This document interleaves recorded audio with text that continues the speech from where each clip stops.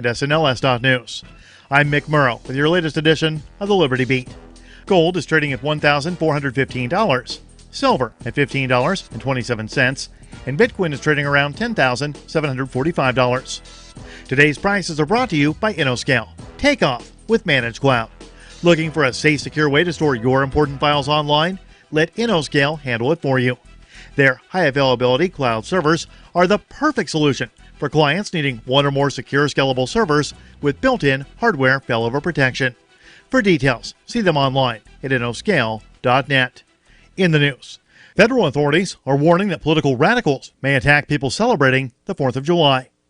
A bulletin to law enforcement around the country states that domestic terrorists have attacked perceived oppressors, opponents, or enemies engaged in outdoor First Amendment-protected rallies or protests during past summers. Activist Post reports the warning comes from a joint intelligence bulletin issued by the FBI and the Department of Homeland Security and National Counterterrorism Center, telling law enforcement to remain vigilant for suspicious activity. Both domestic and homegrown terrorists would likely use simplistic tactics and relatively easily obtainable weapons such as firearms, knives, and vehicles, although some violent extremists have historically sought to use explosive devices. The bulletin also warns that ISIS has renewed calls for sympathizers to launch attacks inside the United States.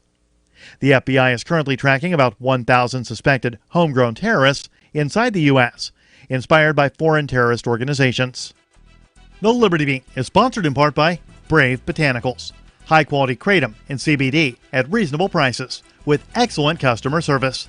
Brave Botanicals is activist-owned and mission-driven and believes so strongly in the power of kratom, they're giving it away for free. Just go to freeounceofkratom.com for a free ounce of kratom delivered to your door. Just pay shipping. That's freeounceofkratom.com. This is the latest edition of the Liberty Beat. Find us online at libertybeat.news and snls.news. Your news now continues. The California legislature has approved legislation that will be signed by Governor Gavin Newsom to set up an educational system that will use big data to track children from cradle to career. Activist Post reports that Senate Bill 75 was approved by a vote of 31-7 in the Senate and 62-14 in the Assembly. It will create a longitudinal data system that profiles and manipulates pupils from the earliest of ages so they are guided into a career determined by the central planners. The state bureaucracy is now tasked with determining exactly what data is collected from children to enable Big Brother. It's part of a national movement being spearheaded by failed Georgia governor candidate Stacey Abrams, New York Times writer David Brooks, and Barack Obama's former Deputy Secretary of Education Jim Shelton. The centralizers hope to control and shape young minds from the earliest of ages using powerful technological tools. The family of an Arlington, Texas man is suing the city of Arlington after two police officers used their tasers on him while he was soaked in gasoline and set him on fire, killing him, according to a lawsuit. The lawsuit was filed in federal court last week. The Free Thought Project reports the lawsuit also claims that one of the officers lied about using his taser and blames the Arlington Police Department's use of force policy for Gabriel Eduardo Olivia's death. That's according to the Star-Telegram. The incident happened in July 2017 as Olivia doused himself in gasoline and told his wife and son he wanted to kill himself. His son called police, who showed up and established no need to use deadly force as Olivia was unarmed, according to the lawsuit. Constitutional rights lawyer Dean Malone filed suit in federal court in Dallas on June 25th on behalf of the family. Malone said it's unfortunate that police officers chose to tase Olivia when he was doused with gasoline after being told by a fellow officer that he would catch fire if he were tased.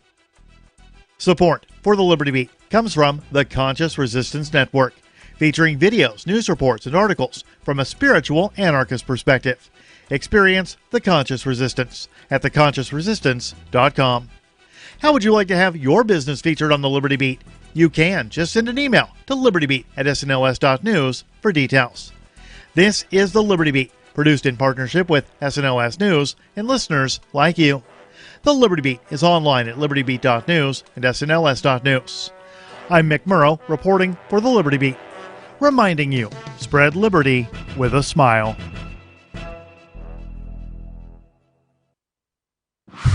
5-Hour Energy CEO Manoj Bhargava claimed this week that the 13 deaths associated with his product were just collateral damage in his company's ongoing war against that 230 feeling. Quote, "We honor the sacrifice of all those who have fallen. I wish we could live in a world where you could get a spike of energy and no crash and not die. But that's not the world we live in." Passionate supporters have flooded social media, demonstrating the terrifying costs of midday drowsiness and fatigue, with consumers saying that when it comes to extra alertness in the mid-afternoon, they are willing to pay any price. As the wife of a 5-hour energy drinker, we've had to sacrifice a lot in the name of long-lasting bursts of energy that carry you out of the workday and into the evening. We knew the risks going in. Bhargava says his company has no plans to stop until the 230 feeling is completely wiped off the map, at which point they will turn their attention to that 330 feeling, 430 feeling, and people with a case of the Mondays.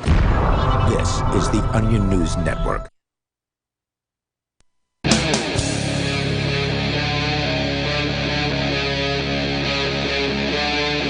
Free Talk Live.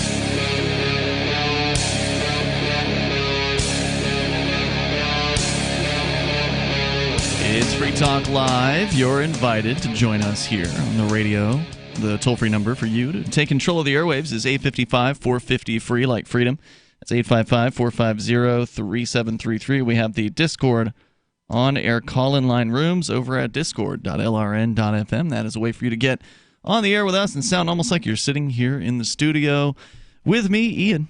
Silver Dave. And Aria. And we got some torture camps to talk about here tonight. We're going to brighten your day with torture talk.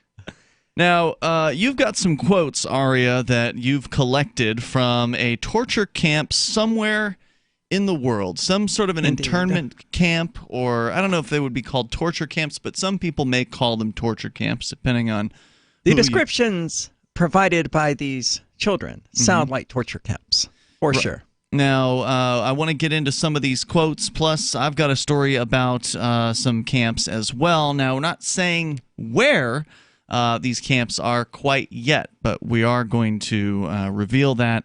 And do you want to share all of these quotes, or are there select ones that you thought were worth sharing? These are interviews with young people. Yes. Ages I saw as old as 17 down to 11, I didn't look through 9, them all. 8. So, okay, as young as 9 or 8. It's pretty jarring. Yeah, about these young people's experience in these places held against their will by a government goon squad. We won't say which one quite yet, but you can take your guesses as we go through here. So why don't we start with whichever first one you want to share. Absolutely. So this comes from an 11-year-old boy saying, "There are little kids here who have no one to take care of them, not even a big brother or sister. Some kids are only 2 or 3 years old, and they have no one to take care of them."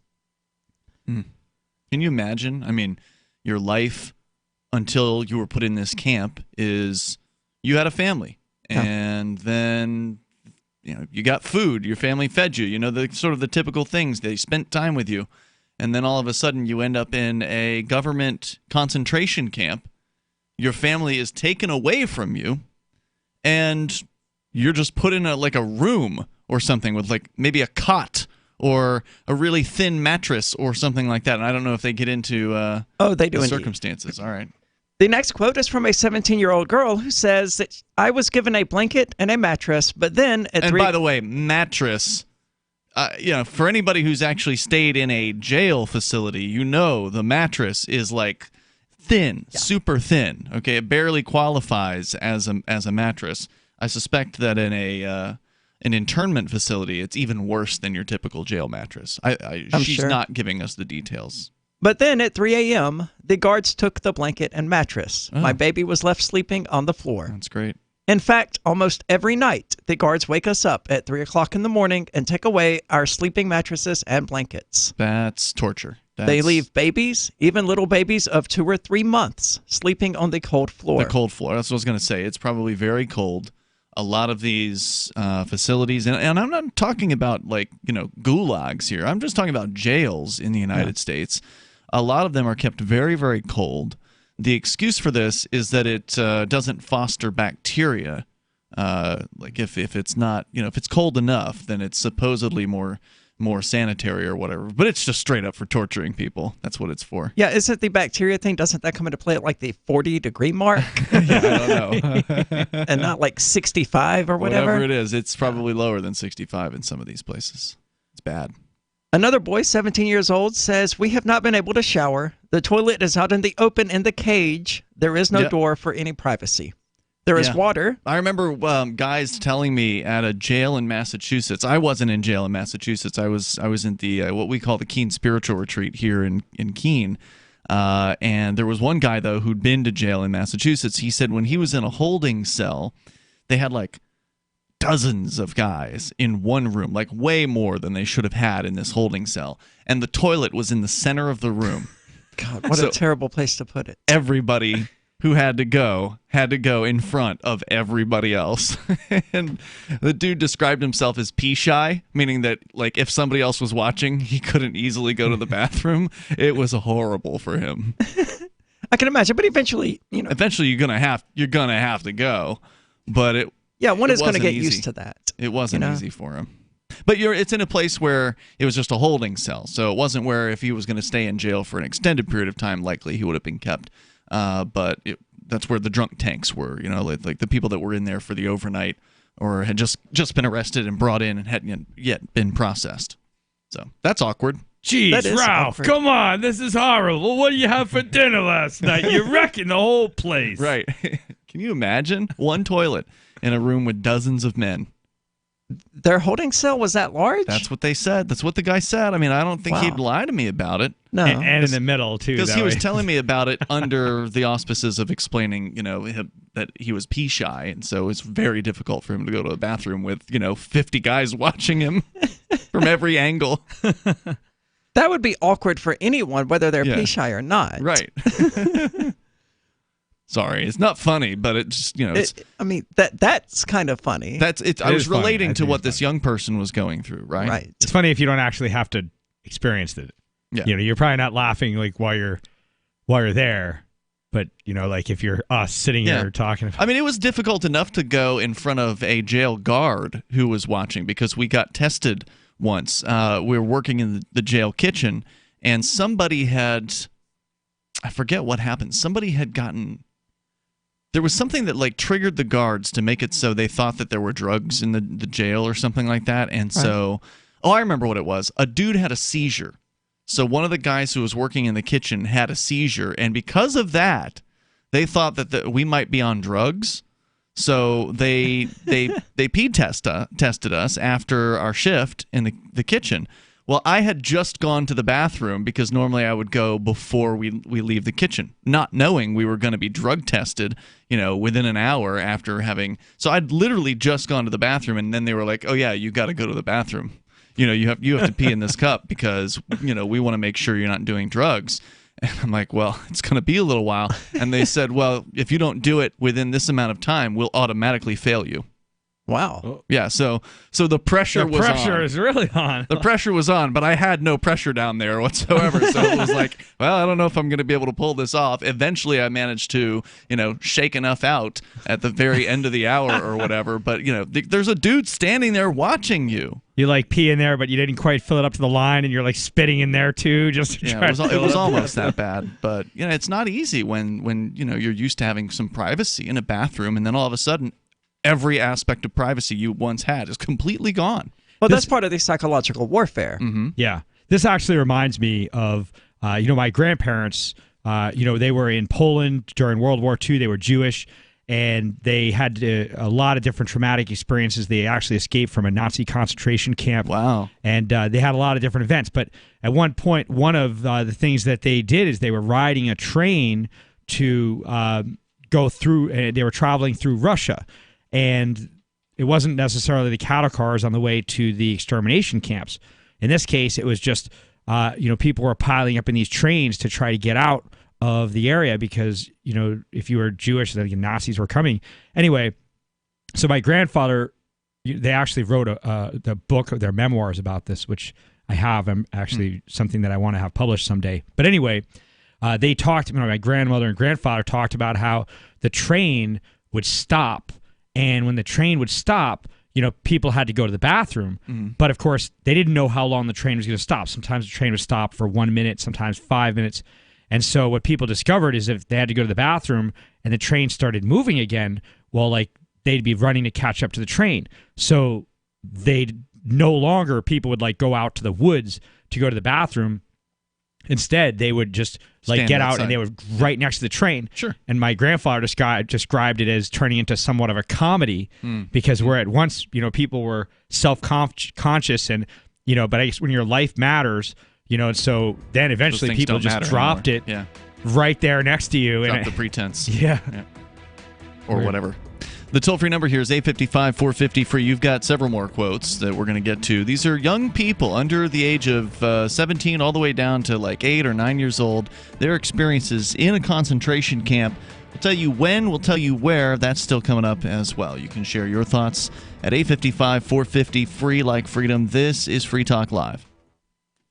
This is a special alert for business owners, consultants, coaches, folks planning retirement, entrepreneurs, and anyone who is saving and investing to build a financial future. You are likely aware that financial privacy for most people has recently died a miserable death. And let's face it, without privacy, there really is no security, is there? Bankrupt governments and banks on the verge of collapse are perhaps the biggest threat to your financial future today. The Lighthouse Law Club recognizes this and has been working diligently to provide safe, secure, and productive tools to ensure your privacy, your financial security, and your future financial well-being, despite the catastrophes which many people fear are looming ahead of us. Find out more with a variety of free videos on the YouTube channel for Lighthouse Law Club. Just search YouTube for Lighthouse Law Club and secure your future today. I'm crazy about My Magic Mud. This is the most important oral care product created this millennium, and I'm not kidding. We all have different opinions on politics and issues, but we all have mouths. And I want yours to be as clean as possible, with teeth as bright as they were meant to be. I will never be without My Magic Mud. It's a little surprising, but man, does it work. If you only listen to one thing I say ever, go to mymagicmud.com and get 20% off with code FTL. mymagicmud.com, code FTL. Bitcoin.com has launched a trading platform at local.bitcoin.com, allowing you to buy or sell Bitcoin Cash via dozens of payment methods like PayPal, bank deposit, remittances, or meeting in person with cash. There are no ID requirements to sign up for and use the site, and all communications between buyers and sellers are encrypted. Finally, a global trading platform that respects your privacy. Visit local.bitcoin.com to get started trading Bitcoin Cash. local.bitcoin.com. Is spreading the message of liberty, cryptocurrency, and peace around the globe worth $2 per month to you? As you may already know, in addition to our internet feed, LRN.FM broadcasts on free-to-air satellite across North and Central America, as well as Sub-Saharan Africa. And we've been available on satellite for free 24/7 since 2010. The LRN.FM free-to-air satellite signal is reaching some of the most oppressive regimes in the world, and there's no doubt our ideas are making an impact. You can learn more about the channel's impact by watching the 3-minute video at fund.lrn.fm. If you'd like to help free minds globally with our ideas of liberty, cryptocurrency, and peace, you can donate as little as $2 per month via fund.lrn.fm. You can help us continue and expand our satellite broadcast to multiple continents. Visit fund.lrn.fm today, and thank you for your help. Don't forget to share the link on social media. That's fund.lrn.fm. Some of you asked, and now we've delivered. LRN.FM's live Keene, New Hampshire studio shows are now streamed in HD on Twitch. Visit our channel at twitch.lrn.fm and give it a follow. If you have Amazon Prime, you get one free subscription on Twitch. If you use it on our channel, Twitch will give LRN.FM a monthly piece of your Prime subscription cost. So please watch, follow, share, and subscribe to twitch.lrn.fm. That's twitch.lrn.fm.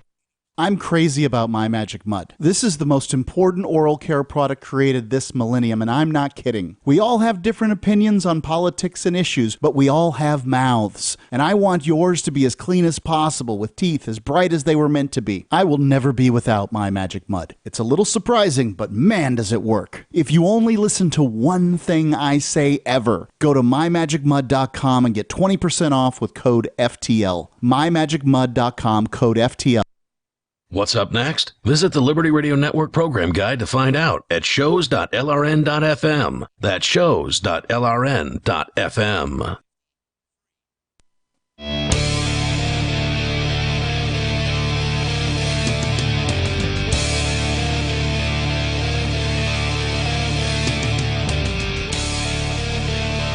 It is Free Talk Live. We are sharing with you some quotes from children who have been interned in these concentration camps. We will tell you where.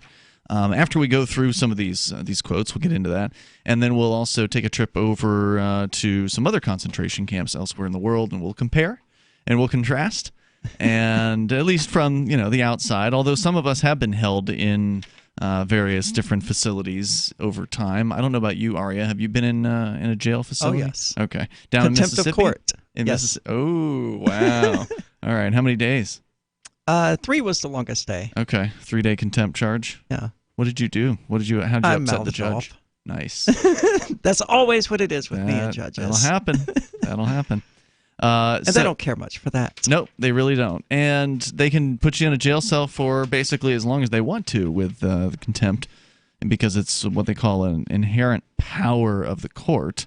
It is not a statutory thing. You can't just, like, if we had enough liberty-oriented state reps, they couldn't just pass a bill to abolish contempt. It doesn't work that way.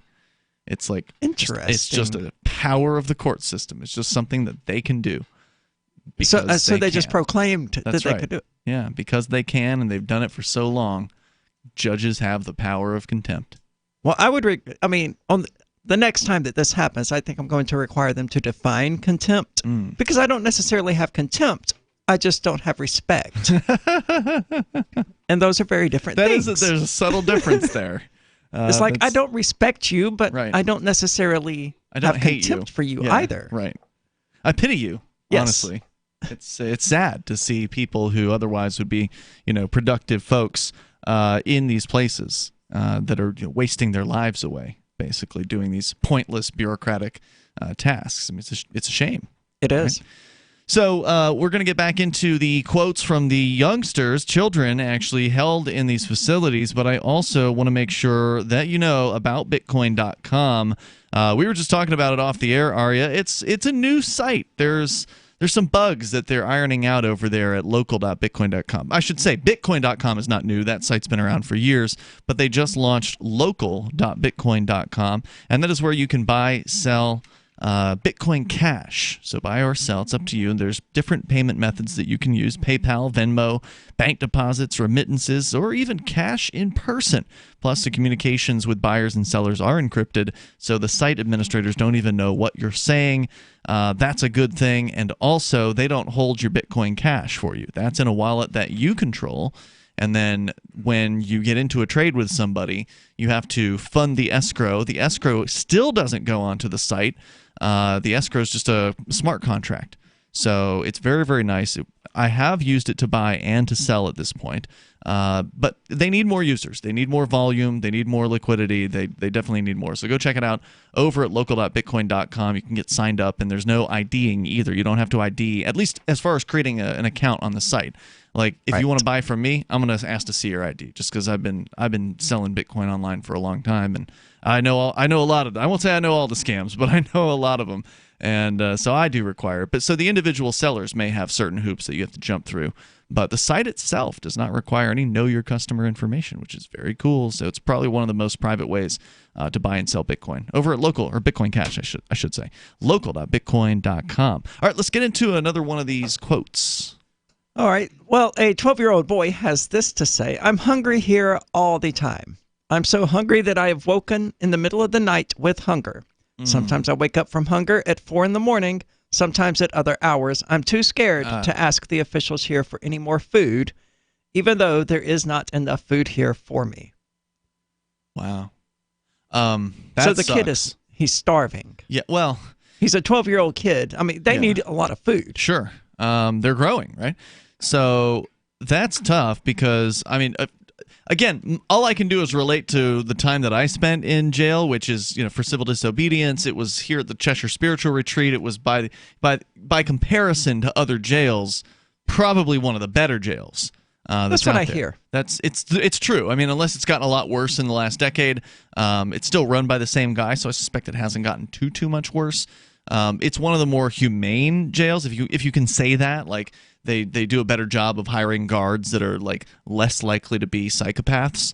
They seem to have a little more compassion for their wards, but I can relate to the idea of being hungry while in one of these facilities because, like, if you don't have access to what they call commissary, where you can order, some snacks or you can order some, noodles or whatever, and then they deliver that to you and keep those in your cell. Until you get access to commissary, you can't eat anything except at the times when they allow you to eat. So they give you your 3 meals a day or whatever. Well, they usually give you the last meal at like 5 or 6 o'clock at night. So if you're up to 11 or 12, I mean, I'm hungry, right? Yeah. Like if it's been a few hours, I'm getting hungry, and it's terrible to try to go to sleep while you're hungry. That's no fun at all. No. Ian has a fast metabolism too, so he's got to eat. He'll actually lose weight like fast. Yeah, like the difference between me being more comfortable and not in jail was when I could get commissary and I could have like, some trail mix or something that I could eat later in the day before I went, before I tried to go to sleep. This kid's probably not even getting 3 full meals is what it sounds like. Yeah, I would imagine they're probably not. And it's probably like some of the most basic kind of meals, like the worst, most boring. I'm sure it's disgusting. Gruel, porridge or whatever, right? That's what they're dealing with. This porridge is not warm enough. No. They're certainly not sending them, steaks and lobster. No. I don't think they're getting steaks and lobsters. Probably not real eggs or anything like that. Let's go on. So a 16-year-old girl says, we are in a metal cage with 20 other teenagers with babies and young children. We have one mat that we need to share with each other. You got to be kidding. That's insane. It is. It's very cold. We each got a Mylar blanket, but it is not enough to keep us warm. No. My God. There are benches, but we cannot sleep there. Sometimes it's so crowded that we can't find a place to sleep, so they allow a few of us to sleep outside the fenced area. The lights are on all the time. Yeah.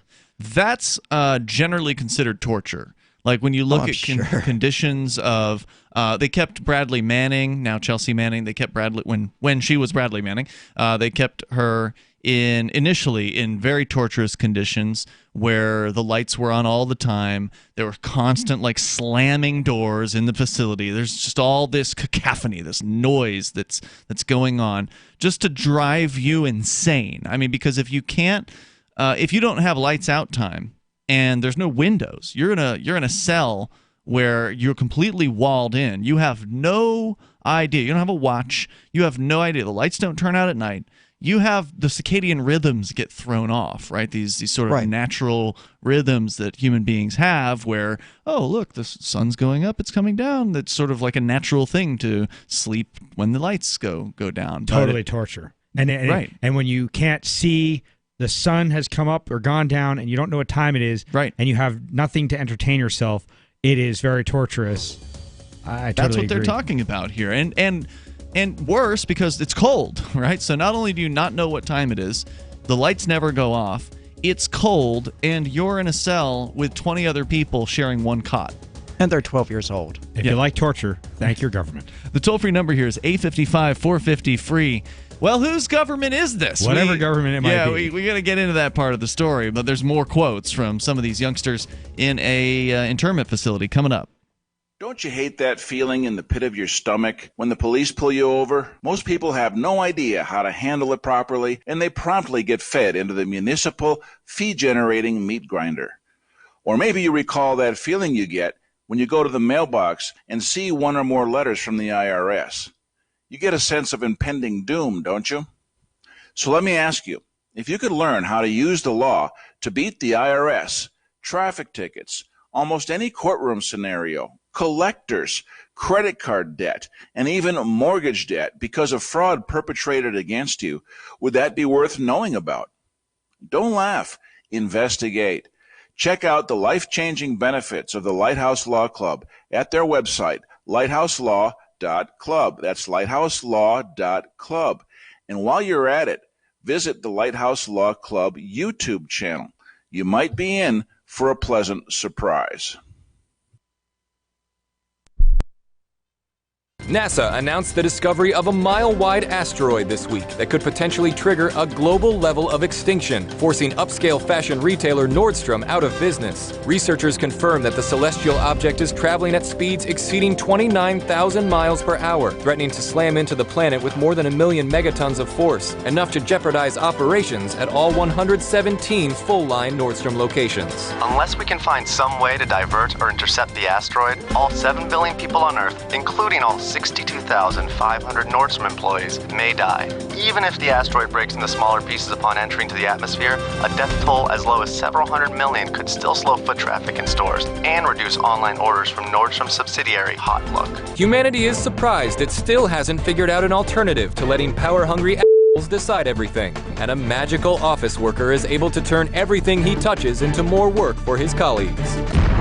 This is the Onion News Network. There are basically two types of advertising, direct response and branding. Radio's great for direct response with its low cost to listener ratio, but audio can't be beat for branding, which is a longer-term endeavor. You want to be the first thing that someone thinks of when they think about your product or service. If you have a local business that you want kept top of mind in your community, call the station. If you need national reach, Free Talk Live's got around 200 radio stations, millions of monthly listening sessions, can suit all budgets, and if we don't think we're right for you, we'll tell you. Email me, mark@freetalklive.com.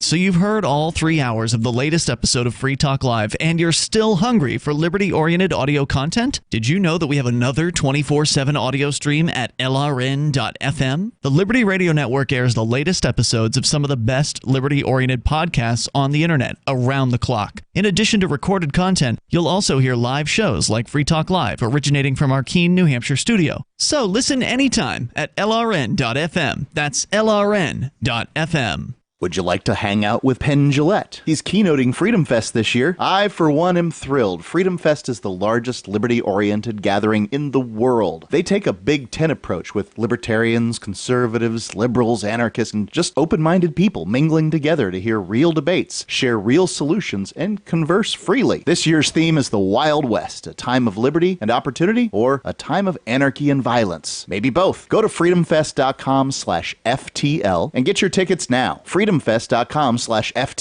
Not convinced yet? Hey, I understand. It's a high-end event, even with coupon code FTLEB. Sure, you're likely to receive investment advice that'll make that sum seem paltry, but I have something special for you. Go to freedomfest.com/FTL and you'll get the 5 best speeches from last year for free. Call it a test drive. Do yourself a favor and go to freedomfest.com/FTL. freedomfest.com/FTL. Use coupon code FTLEB for a discount. Join the LRN.FM Discord for live chat 24/7 at discord.lrn.fm. That's discord.lrn.fm.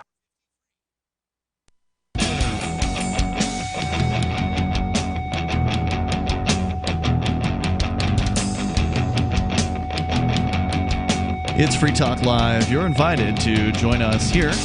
If you want, you may take control of the airwaves. Our number is 855-450, free like freedom. That's 855-450-3733. Had the chance to pitch AnyPay at a gas station. It's actually just down the street from your house, Silver Dave. I actually just downloaded AnyPay and used it about a week ago. It was very convenient. This was when you were cooking out at Fork Fest and the Porcupine Freedom Festival? That's right. Fork and Pork Fest, and I did take payments through AnyPay, and it was fast, easy, and convenient. As long as there's an internet connection. If you got like a janky internet connection, it might be a little bit weird. But otherwise, if you got a good internet connection, it's good. It's rock solid, and you don't need a whole lot of data. It's just a little bit of data. It just but up there in the mountains at the campground, it can be unreliable unless you've got a good. I had a good connection. I'm on the Google Fi network, and I didn't have any problems whatsoever. But other people did. But AnyPay, it's a smooth, slick app that makes it super easy to accept cryptocurrency payments. payments. What were you taking from people, Silver Dave? What was popular at Forkfest and the Porcupine Freedom Festival? Well, that's a great question, and I'm glad you asked. So it seemed like the most popular thing was actually Bitcoin Cash. Mm-hmm. And Bitcoin Cash was number one, and then I'd say number two was actually silver. Oh, interesting. And then I'd say regular Bitcoin followed by Federal Reserve notes. And questionably Bitcoin or Federal Reserve notes. But Bitcoin Cash seemed to be the most popular thing. By far, huh? Yeah. Huh. And then I did some Litecoin, some Dash, and I think those were the top, sort of the top payment. And what would you say as far as learning curve with AnyPay, the setup time? I mean, I'm sorry to interrupt you, but one guy did pay in granola. I thought that was unique. If I mention it. All right. What was it like the learning curve for you? As brand new coming into AnyPay, how easy was it? Well, so I downloaded the app. And iOS and Android, by the way, it's available. Yep, I downloaded the app. It took a really long time. I'd say about 43 seconds or so to download the app. The horror. Yeah, and ironically, that within just a moment or so of downloading the app, I received a payment on the app. I mean, it was a guy standing there ready to pay, so that But, so boom, you had it set up fast. Had it set up. If you download this thing, you will start getting money right away. Although results might vary. People want to pay with cryptocurrency, and this makes it so they can at your business. Go to helpmetakebitcoin.com. You can get started there, or just download the AnyPay app. It is super easy to do. Go to anypay.global or helpmetakebitcoin.com, and they will walk you through the steps right there to get you started accepting cryptocurrency.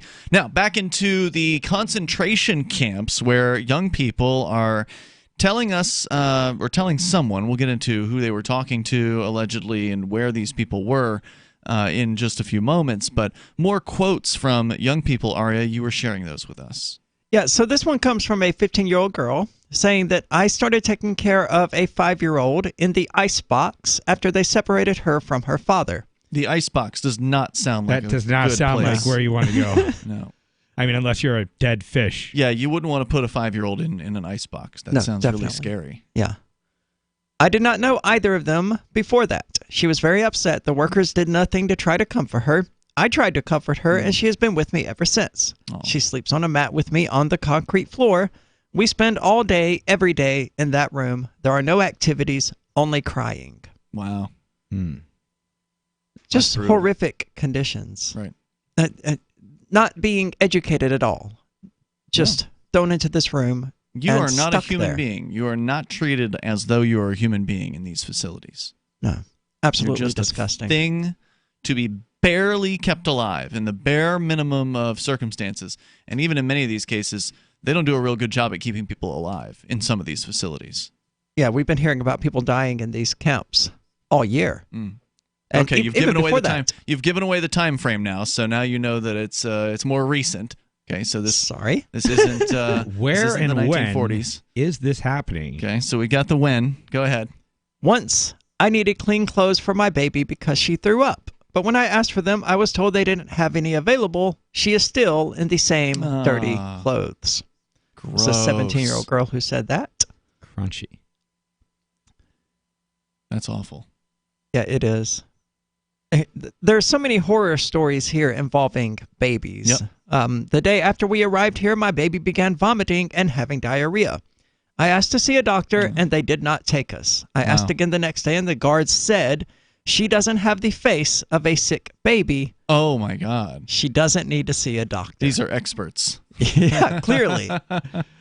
My baby daughter has not had medicine since we first arrived. She now has a very bad cough, fever, and continues to vomit and have diarrhea. Well, guess what? The guards don't care. And they, even though many of them probably have their own children at home, for whatever reason, their humanity is completely blocked by these positions. They don't have it. They're not allowed to have it or whatever. For whatever reason, they just turn off that side of them because it must exist. That's how the Nazis got away with everything that they did. I mean, you dehumanize people until they're vermin. And then there's no compassion involved with that. To you, they're just a rodent. Well, she doesn't look sick. She'll be fine. Well, no, it's a baby. And babies are notoriously, their immune systems haven't had a chance to do anything yet, right? So, like, if you don't give them some sort of treatment in a lot of cases, they could die of some very simple infections that many of us would easily survive if we didn't have medication.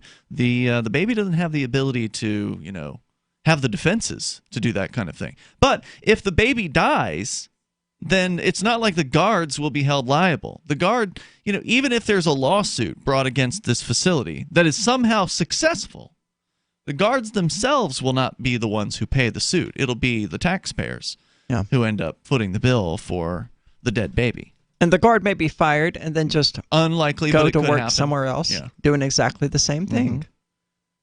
Was a paid leave period of time while they investigate it. So it's like vacation, and then we'll get a transfer. Sure, paid vacation, exactly. I mean, that's literally what they they seem to keep doing to these guys.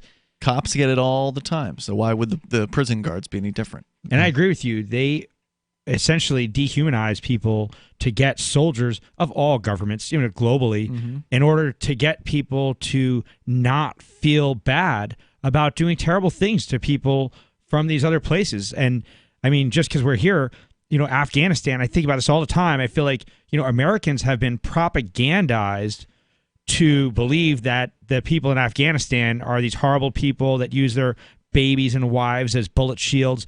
And I mean, that's not really true, but it's told to people because if people realize that those people are just like us, they just live in a different place and have different styles, that then they might actually think that it's wrong to be, killing them and disrupting their lives and invading their neighborhoods and invading their houses and stealing their property and destroying their things. And so, instead, because they're justified as being animals or that they're not equivalent, vermin. Yeah, then it makes it so that these guards can starve babies and they can mistreat people, and they don't feel bad about it because they feel like they're above them and that these people are scum. But they broke the rules. This is the reason I love the internet, though, is because it does allow us to connect with people in Afghanistan and Iraq and Saudi Arabia and just play video games with them, play chess with them, or now on Facebook and other social media platforms, you can watch movies with them across the internet. And it's like, if we're going to break down these barriers that don't actually exist but that we are obsessed with, that, distinguish us from the people of Saudi Arabia or Afghanistan, that allows the American people to be like, okay, yeah, the government can drop bombs on them, who cares? And actually see them as human beings who have their own wants, their own needs, their own, feelings, then we might actually one day see an end to war. That sounds like a nice idea. Unfortunately, in the meantime, we've got starving cold babies in jail Ice cells. boxes. Can you imagine? I mean, look, I don't think... Well, it's nicknamed the ice box. I don't think they were talking about putting a kid in an actual cooler or fridge or whatever. It's got that, but it's a cold, small room. Yeah. And in some cases, I remember the jail here, not the one that they have now, but years ago there was an older jail where one of our guys was in there and the ice was it was cold outside and ice was coming into the room. Like it was... Here in Cheshire County? Yeah, in Cheshire County. It was pretty bad. More coming up here. This was before it was the spiritual retreat. 855-450-FREE. That's 855-450-3733. We got more on the way here, and your calls and thoughts welcome. Fellow Patriots, my name is Todd Savage, founder of BlackRifleRealEstate.com. Like you, I was a prisoner of the alt-left sanctuary state until one day I chose to lead my family to freedom. Today we live on a sustainable 20-acre homestead where we shoot, hunt, garden, and homeschool our children without the tyranny of the nanny state looking over us. If you're ready to flee the city to the freedom of Idaho or Montana, our Black Rifle Real Estate team is here to help. Go to BlackRifleRealEstate.com. That's BlackRifleRealEstate.com. Finally, there's a way for you to get into the blockchain, the hottest financial sector without all the speculation. Now, enjoy a 27% annualized payment each month without the ups and downs of Bitcoin. Seen on programs broadcast on Fox Business News, blockchain data centers offer an equipment leasing program in the explosive digital asset marketplace. Inspired by entrepreneurs who sold picks and shovels during the gold rush, the money is in the mining equipment used to manufacture dozens of critical digital assets. Not a security IPO or note, blockchain data centers have a proven proven turnkey equipment sale leaseback program with a 27% annualized lease payment deposited into your bank account each month. Don't miss this one. Stake your claim today. Call 800-600-3388. That's 800-600-3388. These valuable lease contracts won't last long. Call now. 800-600-3388. 800-600-3388. Equipment offered poses a financial risk to owners. Consult with financial professionals before purchasing. Not an offer to buy or sell a security which requires an offering document. Hunters, anglers, campers, and survivalists. Get back to nature. Expand your horizons with the highest quality, most versatile, unique slingshots and sling bows on the market at slingbow.com. Slingbow products are compact and models start from just $17.98. They're perfect for your bug out bag or storing in your vehicle. Give yourself and your loved ones the excitement and tradition of Slingbow, a new frontier in archery and truly modern twist on this primitive survival tool. Feel the thrill only at slingbow.com. Since time began, tyrants have taken aim at personal liberties. Now there's a movie that aims back.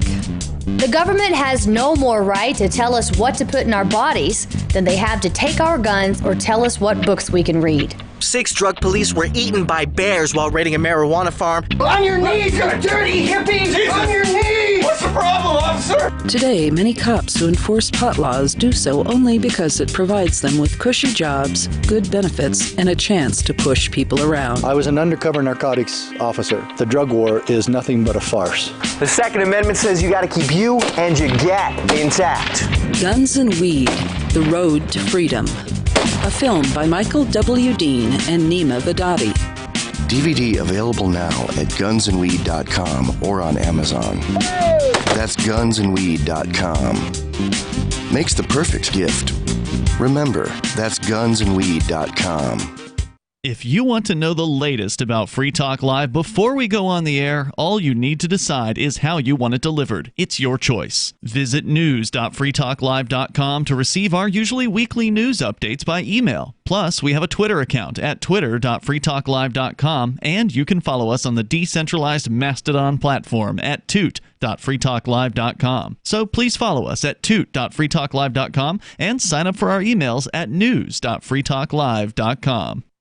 What do you shop for that you could otherwise buy at Amazon? Pretty much everything, right? Amazon has competitive pricing and they deliver, and that's a big plus. If you could plan ahead in your shopping, would you be interested in saving up to 33%? There's a catch. You have to do your shopping in Bitcoin. But imagine those savings. It's like a huge raise. All you have to do is go to saveitpurse.com. We've saved thousands, and you can too. Plan ahead and save. Saveitpurse.com. Live video of our key New Hampshire-based shows is streamed on DLive. Please follow and share at dlive.lrn.fm. That's dlive.lrn.fm.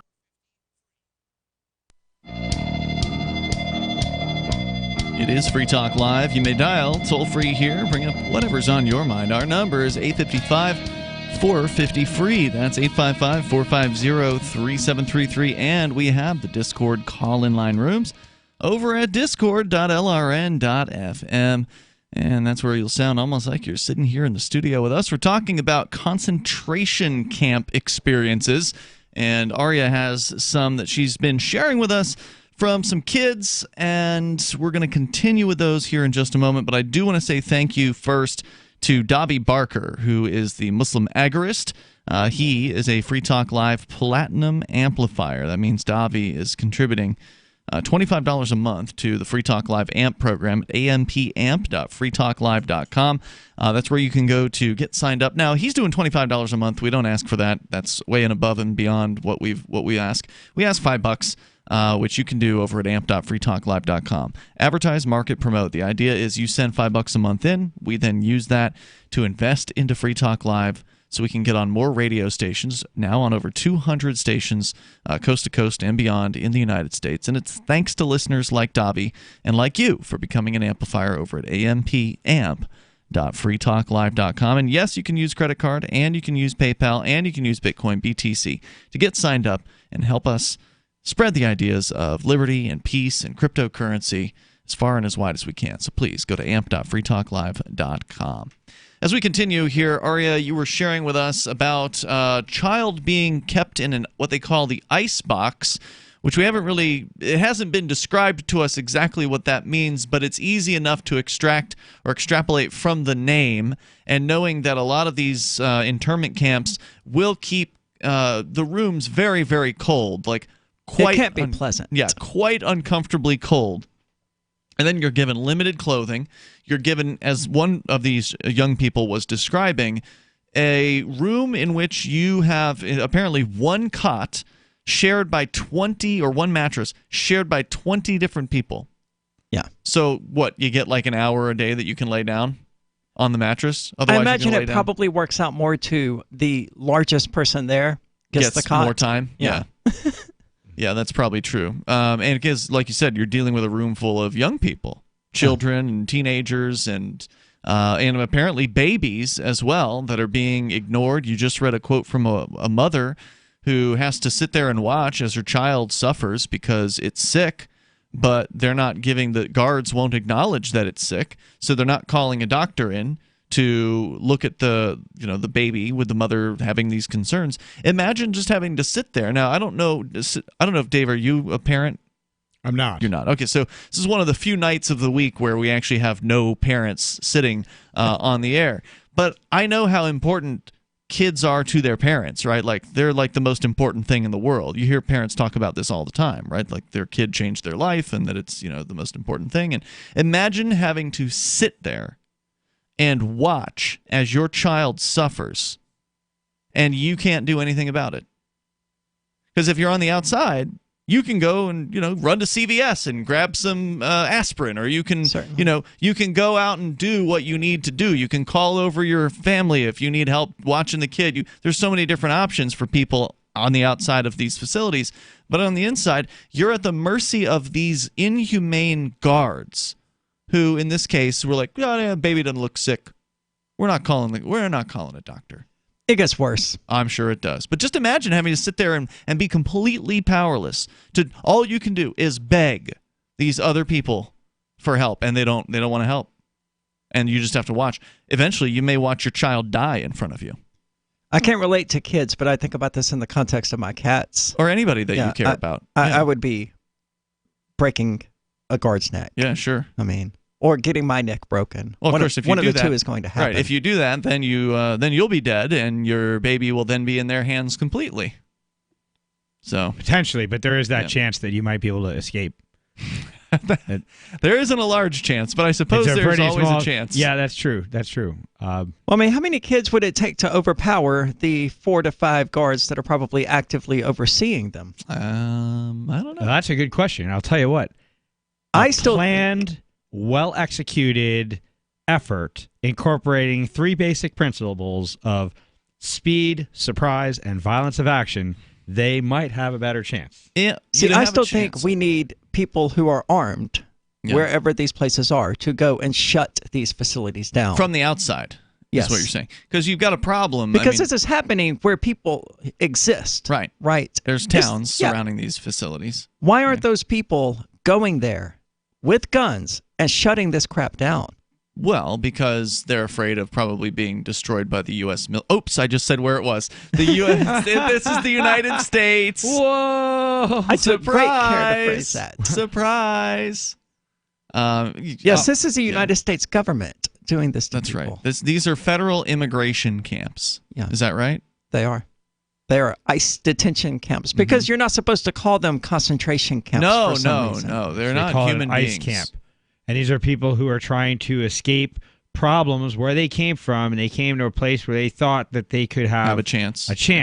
And they got put into places nicknamed as ice boxes, and yeah.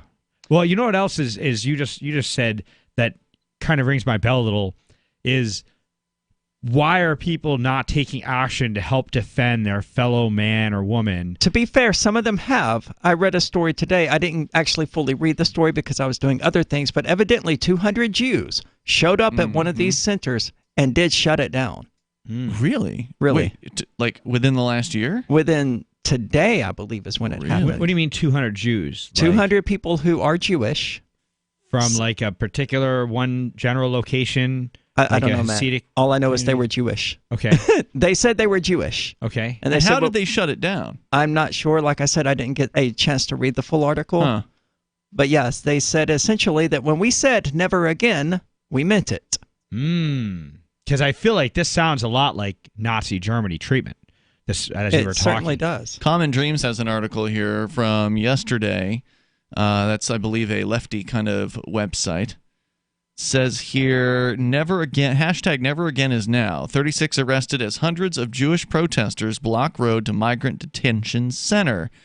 This is what solidarity looks like, said one of the protesters, rejecting the notion that denouncing the Trump administration's immigrant detention centers as concentration camps does harm to the memory of the Holocaust.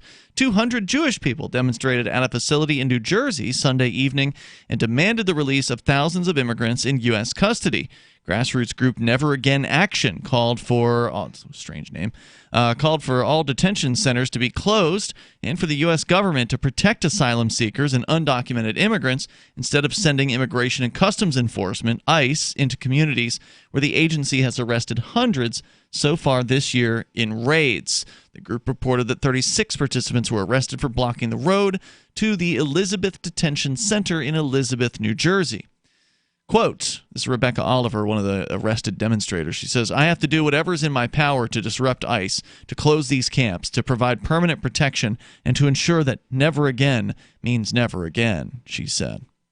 Holding signs reading, Never Again for Anyone and Jews Demand Freedom for Immigrants, the demonstrators stressed the need to recognize the parallels between the Trump administration's arrests of undocumented immigrants and the detention of asylum seekers and the treatment. By the way, wasn't this also going on under Obama?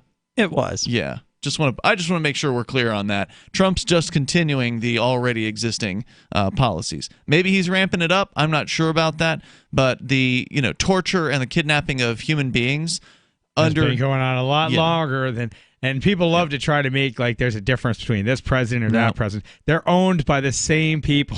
It doesn't matter. Trump, according to the story here, they're likening it to, again, the treatment of the Jewish people and other marginalized groups by the Nazi regime in the 30s and the 40s. So that's interesting. To the point is, Jewish protesters are going out saying, "Look, we don't think that we don't have a problem with you comparing this to the Holocaust. This is very similar." Because remember, people do seem to keep dying in these concentration camps. And remember, in the beginning in World War II, nobody knew that there was ovens or whatever. That they didn't know they were getting on death trains when they were getting on the trains. They didn't understand what was they were getting into. There wasn't like some sort of internet thread back then where people were conspiratalizing about what was going on at these camps. It was just like, oh well, I guess we got to go with these Nazis. They're going to take us to a camp, and well, we'll just stay in the camp.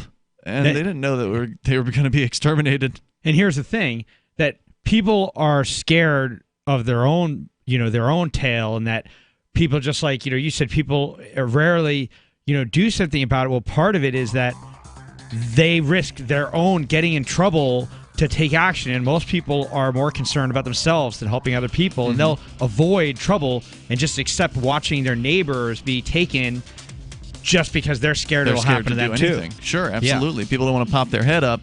But these people did, with 200 people protesting in New Jersey. I suspect they didn't actually shut down the facility as much as you want to believe they did. There's more coming up. Hour 2's next. We'll continue.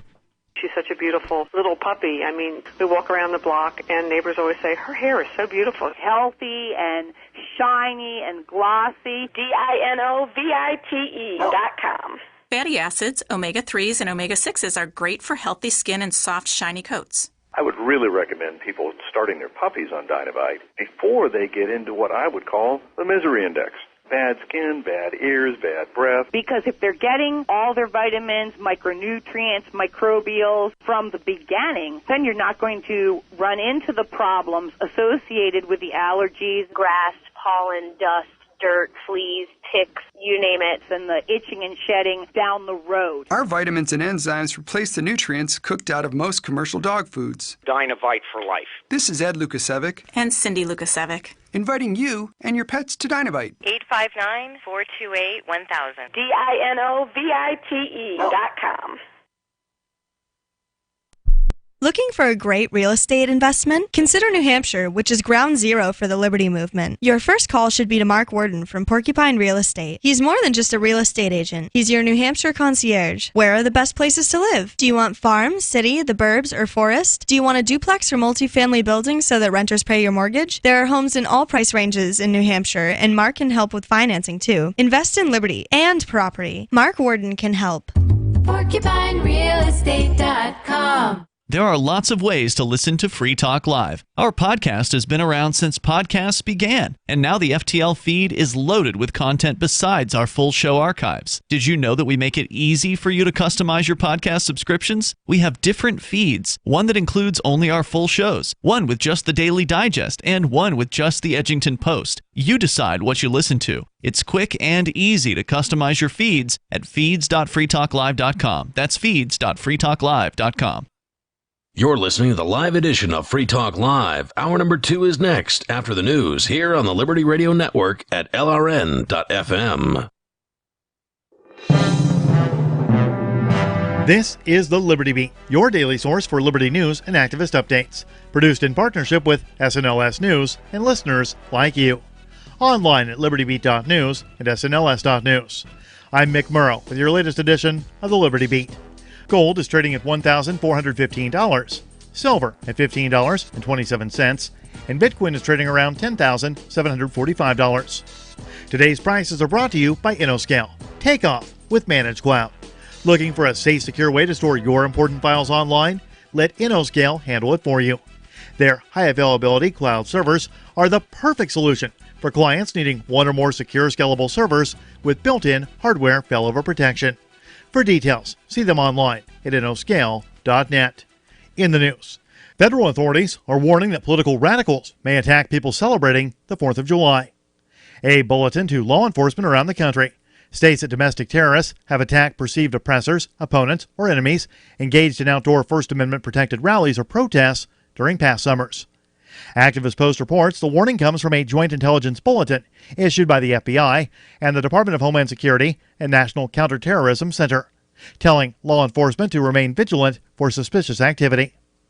Both domestic and homegrown terrorists would likely use simplistic tactics and relatively easily obtainable weapons such as firearms, knives, and vehicles, although some violent extremists have historically sought to use explosive devices.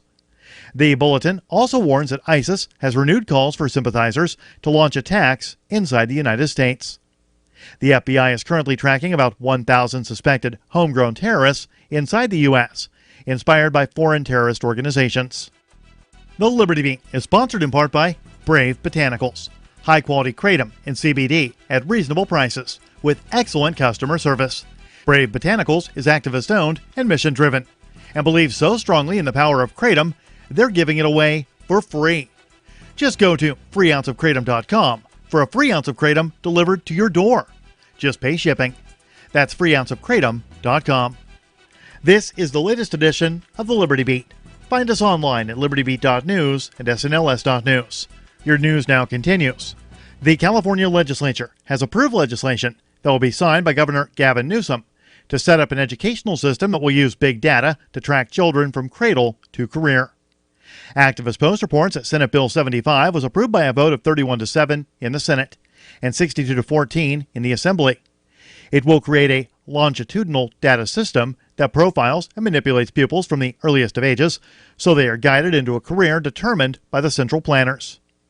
The state bureaucracy is now tasked with determining exactly what data is collected from children to enable Big Brother. It's part of a national movement being spearheaded by failed Georgia governor candidate Stacey Abrams, New York Times writer David Brooks, and Barack Obama's former Deputy Secretary of Education, Jim Shelton. The centralizers hope to control and shape young minds from the earliest of ages using powerful technological tools. The family of an Arlington, Texas man is suing the city of Arlington after 2 police officers used their tasers on him while he was soaked in gasoline and set him on fire, killing him, according to a lawsuit. The lawsuit was filed in federal court last week. The Free Thought Project reports the lawsuit also claims that one of the officers lied about using his taser and blames the Arlington Police Department's use of force policy for Gabriel Eduardo Olivia's death. That's according to the Star-Telegram. The incident happened in July 2017 as Olivius doused himself in gasoline and told his wife and son he wanted to kill himself. His son called police, who showed up and established no need to use deadly force, as Olivius was unarmed, according to the lawsuit. Constitutional rights lawyer Dean Malone filed suit in federal court in Dallas on June 25th on behalf of the family. Malone said it's unfortunate that police officers chose to tase Olivius when he was doused with gasoline after being told by a fellow officer that he would catch fire if he were tased.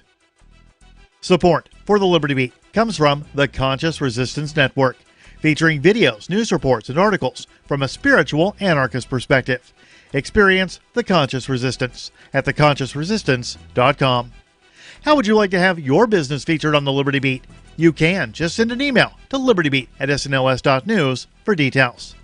This is the Liberty Beat, produced in partnership with SNLS News and listeners like you.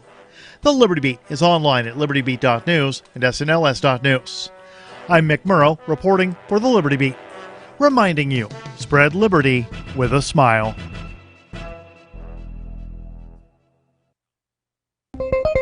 Following morning reports indicating that Philadelphia High School for the Performing Arts student Samantha Bylum deals with really weird social pressures on a daily basis, Onion reporters met with the 16-year-old dance student who described feeling regularly alienated from her peers for extremely bizarre reasons. If you're not up to date on the latest urban street art or Esperanza Spalding albums, the other students will eat you alive.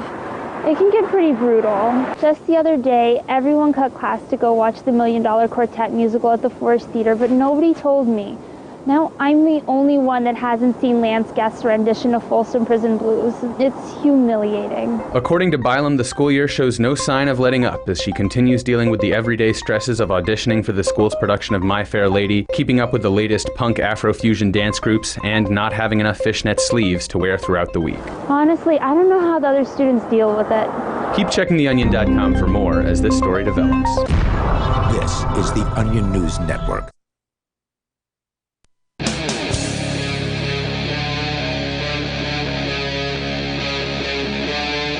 Free Talk Live.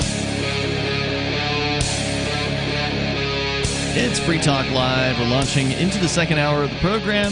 You're invited here to join us. The toll-free number is 855-450-FREE. That's 855-450-3733. We have the Discord call-in line rooms. They're over at discord.lrn.fm. Hop into one of those, and you'll sound like you're sitting in the studio with us. It's Ian here. Silver Dave. Aria? And we've been, Aria, you've been sharing with us some of these quotes from youngsters who are in captivity. And we revealed toward the very end of the last hour that it's the United States that has a bunch of these young people, teenagers and children and babies in concentration camps. Although some people are quibbling at whether or not they're not the same as those old concentration camps. Now it's more humane. Now we're only slowly starving the babies rather than putting them into ovens. It's better now. We have a lot of more paperwork, so it's okay. Well, there are fewer lice, I think, as well. Than there were in the past, you mean? Yeah. So we can tell you more about baby steps towards improving the freaking concentration camps. We're getting into the protest as well that happened in New Jersey apparently yesterday with over 200 Jewish protesters coming out and blocking the street out in front of the Elizabeth Detention Center in Elizabeth, New Jersey. But first, let's go to Penguin. He's listening in Virginia and actually watching us on our Twitch feed over at twitch.lrn.fm. Go ahead, Penguin. Hey guys, Hey. I was prompted to call in because I heard Aria say something that I think I actually called on an after show and expressed kind of the same similar view that why aren't people and of course that's also kind of it separately harkens back to the Nazi Germany comparison, but why aren't people doing something about this? And kind of what I said, because probably very few people actually heard that comment. Was that, we saw like in Oregon where there was Republicans trying to dip out from the legislature to deny them a quorum. There were right-wing militias trying to defend them. And then you had in Austin, Oregon, you had the standoff at the bird preserve or whatever it was that they were occupying, and you had the Bundy Ranch situation. You have right-wing militias taking up arms and trying to put up a stand in some small situations, but once they have a lot of media coverage. And I was just wondering. I'm not saying it's hypocrisy. I'm not saying the reason why. I'm not saying these people need to have more guns or whatever the situation is. And I'm certainly not calling for it or advocating for it. But like, why? There's an armed gang on the southern border that's rounding up and kidnapping women and children and people that are peacefully crossing and surrendering to authorities in most cases, because that's their tactic. Well, generally, they're being kidnapped. The situation is you surrender to the authority or they shoot you.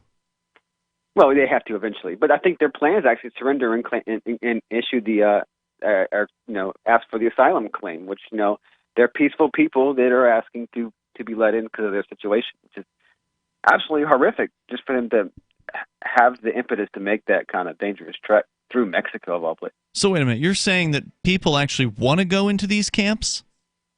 No, I'm saying that usually their plan is actually too often, because they're not actually going with. They don't know what they're signing up for, like the Jews in Nazi Germany. Yeah, they're often going to the border crossings and asking for asylum, and of course that's how they're processed. Or when they try to go around, I think that might be how they're actually getting in the actual camps, because they're trying to keep the other ones in Mexico right now, and they're stuck in other camps, as in like refugee camp style camps. So but, just to be clear, either way, when somebody asks for asylum, they're like, all right, you got to go wait in this camp, and then we'll process your paperwork or whatever? Yeah, they're actually not letting them cross the border, so they have to stay in Mexico now for months. Well, wait, no, I'm talking about the ones that are in this camp. Maybe I misunderstood what you were saying. I thought you were saying that they went in the detention camps. I'm not entirely sure about that, but I know there's a gang. Either way, there's a gang that calls themselves ICE that's rounding up women, children, infants, on the southern border and holding them hostage. Well, let's correct that, because this is news to me as well. It's not just the southern border. There's one of these facilities in New Jersey. That's right. Wow. So presumably they're all over. There's no well to it. We know there is spread one. out. Yeah. So they're all across the United States. We have a but critic. They're capturing on the southern border for the most part, I guess. Yeah, I imagine that's where most of them are being captured. But if they're raiding businesses, they may be raiding them all across the United States, wherever it is that they believe that there are so-called illegal that's one immigrants. thing they're doing. They're actually taking them wherever they are. They're capturing in one place, let's say New Mexico, and they're actually taking them like the parent to Kansas City and the child to Michigan and stuff like that. They're actually separating them by that far of a distance, and it could be months before they even have any contact with each other. Miles Lowroad in our DLive chat over at dlive.lrn.fm claims that they are volunteering to enter these camps. I don't believe that for a moment. I think that's a really sick way of viewing the situation. Yeah. Well, but what if they don't know what they're getting into, like had been brought up that... Well, if you volunteered yourself in, you should be able to volunteer yourself out, and I don't think it works that way. Once you get in. Awesome point. Yeah. And this situation's existed. We've had a border for a long time without having camps full of people, and this is done completely intentionally to certainly try to get the word out. Don't stop coming to the border, and they're coming peacefully to work. There's plenty of empty land, like Ian always says. To me, it doesn't even matter why they're coming.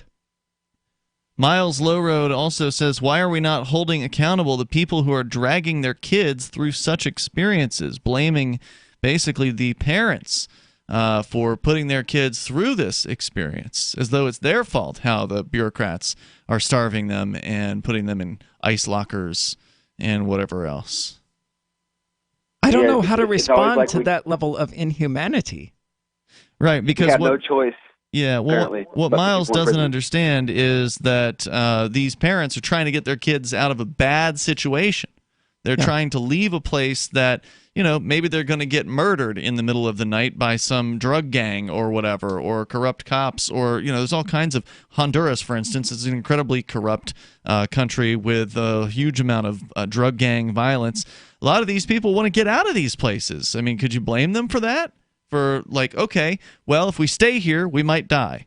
Okay, well, we could take the trek across Mexico and try to get to a better place. We've heard that the United States is more free. We've heard that there's more opportunity, there's better jobs, there's less murder in the United States. well, it's a little risky, but we know we might get hurt more so if we stay here, so let's just go. Let's hit the road. And they made it, obviously. They made the trek through successfully. I mean, is this what people want the United States to be known for? I mean, putting people in concentration camps? Yeah, as it is right now. We're this sort of beacon of hope. Hey, come here, get a job, be successful. It's a land of opportunity. Oh, but it's not. Come here and get thrown into a freaking concentration camp. And it's not the first time, right? I mean, it happened in World War II here with concentration of the Japanese and Germans as well. So it's not like, this is unprecedented. This is just more of the same. It's just now we have the ability, thankfully, we have the internet, and we have the ability to shed more light on these situations as they're going on. Unlike, Nazi Germany, where people didn't find out until later what had been going on in the concentration camps there. Here, at the very least, there are people on the outside who are aware of what's happening, and they can shine some light on it. They can go and they can protest as they've done. They tried to shut down the road. Unfortunately, dozens were arrested at the protest in Elizabeth. Penguin, any other comments? Go ahead. Well, I mean, just on that last note, I would say that, I don't think history is going to look very good back on this. I mean, unless we have a really horrible and more grim future ahead of us, I think that as we're progressing, we may not end up with death camps. I can't really make that prediction either way, but history is not going to view this favorably. It's not going to go down in good history, and the people that speak out are going to be like the few people that spoke out, like in Germany. Thank you, Penguin, for your call and thoughts tonight. Appreciate it. The toll-free number here is 855-450-FREE. That's 855-450-3733. Again, 200 Jewish protesters showed up at a concentration camp in Elizabeth, New Jersey. This apparently was yesterday. And they protested, they organized, they put themselves in the streets. Many of them were arrested, dozens of them arrested. Tay Phoenix, who was one of the protesters, says, quote, "I'm a Jewish Latina. The military camps where my people are being held today are concentration camps, just like the camps my people were held in 75 years ago were concentration camps." She said, "That's why I'm here. That's why we're here." I'll tell you more about their demonstration, their protest here in moments. Will this continue? Will there be other such protests at other locations over time? We will find out. And if you want to share your thoughts, you can. It's Free Talk Live. Bitcoin.com has launched a trading platform at local.bitcoin.com, allowing you to buy or sell Bitcoin Cash via dozens of payment methods like PayPal, Venmo, bank deposit, remittances, or meeting in person with cash. There are no ID requirements to sign up for and use the site, and all communications between buyers and sellers are encrypted. Finally, a global trading platform that respects your privacy. Visit local.bitcoin.com to get started trading Bitcoin Cash. Local.bitcoin.com. Are you concerned that the values that made America great are no longer taught in schools? Well, I am, so I got my son the Tuttle Twins children's book series. My name is Jack, and I'm 11, and I just finished the Tuttle Twins series. It taught me about liberty, free market economics, and entrepreneurship. Give all the young people in your life a chance at reason and clear thought, because they're not going to get it at school. There are 9 books in the series, and each one teaches a set of ideas that children aren't getting elsewhere. Go to TuttleTwins.com and use coupon code FTL to get 40% off. That's TuttleTwins.com. This is a special alert for business owners, consultants, coaches, folks planning retirement, entrepreneurs, and anyone who is saving and investing to build a financial future. You are likely aware that financial privacy for most people has recently died a miserable death. And let's face it, without privacy, there really is no security, is there? Bankrupt governments and banks on the verge of collapse are perhaps the biggest threat to your financial future today. The Lighthouse Law Club recognizes this and has been working diligently to provide safe, secure, and productive tools to ensure your privacy, your financial security, and your future financial well-being, despite the catastrophes which many people fear are looming ahead of us. Find out more with a variety of free videos on the YouTube channel for Lighthouse Law Club. Just search YouTube for Lighthouse Law Club and secure your future today. The Shire Free Church offers a sanctuary to those seeking an escape from state churches. The Shire Free Church is an interfaith, diverse group of people that may not share identical theological beliefs. As a member in or minister of the Shire Free Church, you are a sovereign individual and may be the faith of your choice. We don't claim to have all of the answers. We are open to all peaceful people. We want to learn from each other. What unifies the Shire Free Church and its diverse members is peace, love, and liberty. There are many paths to God, one for every individual. The Shire Free Church does not define a specific path beyond those parameters that must be your foundation. Peace as your way. Love as your guide. And liberty as your light. Learn more at church.shiresociety.com. That's church.shiresociety.com. LRN.FM now has a Discord. Discord is a free text and voice chat platform, and we now have our own server with a bunch of channels at discord.lrn.fm. You can join other listeners as they chat about various things during our live shows, or anytime, day or night. Discord software is available cross-platform, so you can have it on whatever device you want and take your chats anywhere. Join our Discord at discord.lrn.fm. That's discord.lrn.fm. Are you tired of governments murdering people around the world? Stop using their money. There is an alternative. Bitcoin is a stateless, free market, non-political currency. Bitcoin cannot be inflated or controlled by any government. By using their money, you are helping the state. Stop doing it. You have an incredible alternative available now. Learn it, use it, spread it. Get started with Bitcoin at bitcoin.com. That's bitcoin.com. You're listening to the best liberty-oriented audio streamed around the clock, on the air, and online. This is the Liberty Radio Network at LRN.FM.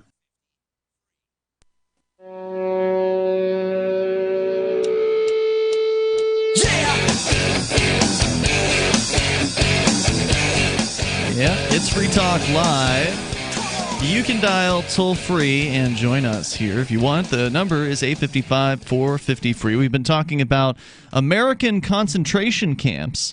I started the show out, Aria, with some of the quotes that you had shared with us from some young people that have been being tortured in conditions including keeping the lights on constantly, cold, very cold conditions, very thin, if any, mattresses whatsoever. In many cases, no mattresses, or even mattresses being taken from people in the middle of the night, babies sick, potentially dying, guards refusing to administer any kind of treatment or allow them to see a doctor.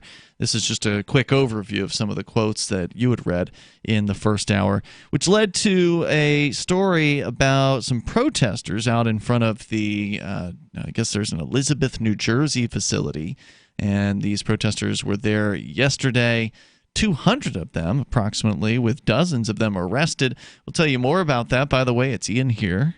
Silver Dave. Aria? And I want to make sure that you know about liberty.menu. I was actually on the site today because one of the cool features about liberty.menu is after you've listed a thing, like, you got a business, for instance, that you have that you want to promote to other liberty-minded folks, or maybe you're a digital content creator or an events coordinator, you can promote all those things on liberty.menu. But once the thing that you have there has been there for a year, they send you an email saying, hey, just want to make sure that your thing is still a thing. Like, are you still in business? Are you, still making this show that you were making before? Whatever the thing is that you listed on the site. They send you an email and they say, hey, you're about to expire. You can renew. Just click this button and then, we'll just check over all your details, make sure your phone number didn't change, or, make sure all the information is up to date. And then you just resubmit the listing and you're back on the site, or you won't get taken down. If you don't respond to the email after a couple weeks, they will pull your listing as inactive because you didn't respond. Right. And nobody wants to have a business map that's full of a bunch of outdated entries. So in my experience, that's a really useful feature that they've put onto liberty.menu. This is exclusively, by the way, for individuals who reject the initiation of force and for those who agree to abide by the ethics of the non-aggression principles. So if you work for ICE, you don't qualify to use liberty.menu. You have to be an actual person who cares about freedom. So check it out. It's free, and you ought to get use of it because, again, it's free. So why not? Liberty.menu. You can use code FTL if you like. That's FTL like Free Talk Live, and you'll get a Free Talk Live listener badge on your profile. So a little bit more about this protest that you gave us a heads up on, Aria. where they blocked some of the entrances, or at least one of the entrances, to the Elizabeth, New Jersey detention facility, concentration camp, whatever you prefer to call it. It's a place where human beings who have never harmed another person are being kept against their will, and they are, in many cases, not being fed well, and they're not warm, and they're sick, and they're not being treated. The demonstration came a week after conservatives attacked Alexandria Ocasio-Cortez from New York, the representative there, for labeling the administration's detention centers, where legal advocates recently found hundreds of children living without access to soap, personal hygiene necessities, and sufficient food. Concentration camps. In fact, I don't think you read one of them, but I believe you had a quote about how there was no soap available, and there was one of those quotes. Yeah. No soap, no toothbrushes. Right. And, that caused a storm on social media of former American soldiers who had been captured in combat saying, Al-Qaeda gave me soap Treated us better. and toothbrushes. Yeah. The Taliban gave us soap and Wow. toothbrushes. That's amazing. Yeah. The U.S. Holocaust Memorial Museum, however, rejected Ocasio-Cortez's statement, saying the museum, quote, unequivocally rejects efforts to create analogies between the Holocaust and other events, whether historical or contemporary. Well, that's stupid.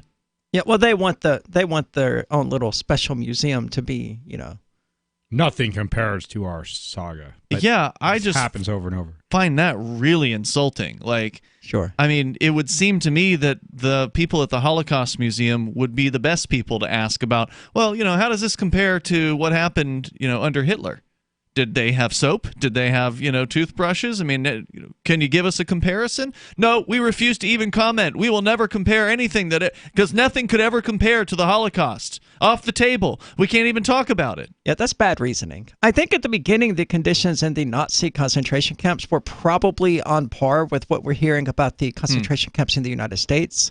It wasn't until, several years into the war that conditions just became absolutely disastrous. Well, it's interesting. They were never good. Sure, of course not. Any institutional facility run by the government for housing human beings is always going to be bad. There's just different levels of bad.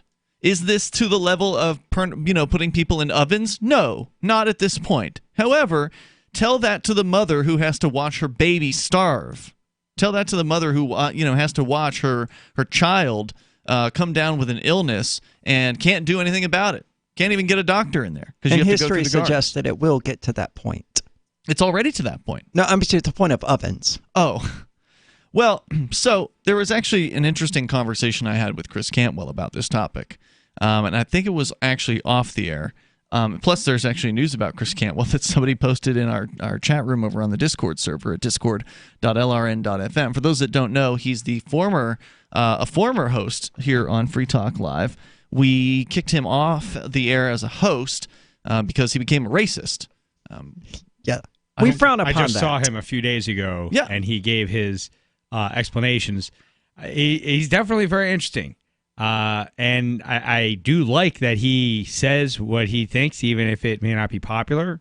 Well, what he thinks did not is stupid. deny, but he did not. I'm not saying that what he thinks is that I support his ideas or not, but he did not deny that he does believe that his race is superior. Yep, he's a racist, and it's sad because he's pretty smart guy, and it's a shame that he left the ideas of liberty. Because not only is he's a racist, but he's also just a straight up statist at this point. He's completely gone from anything about libertarianism, like completely gone from that. Yeah. But anyway, I wonder what happened to him. Well, good question. Generally, Cantwell likes to be the center of negative attention. So he believes that when he is hated, he makes money, and there's evidence that that's true. It's just that he went so far this time that he couldn't actually make money because he got shut down by PayPal and shut down by other financial services providers. So it actually made it more difficult for him. And so now he's got all that baggage, and it's. I don't feel sorry for the guy. It's a sad thing. I think I do. It's sad to watch because he can't turn back now. It's too late. I think that it's never too late for redemption. Now, whether or not other people will believe him when he turns around, or if he turns around, is another question. How many people are going to buy his next character turn, whichever direction that goes in? But the reason I bring him up is because his claim. So, like, I wanted to know, what's the Nazi side of the story? Like, what do they say about the concentration camps? Now, he didn't deny that they existed, because there's plenty of them that'll do that. They'll just straight up deny that there were never any camps whatsoever. Yeah, they're called Holocaust deniers. Well, I'm aware of people denying, the intentional extermination of the Jews. Mm-hmm.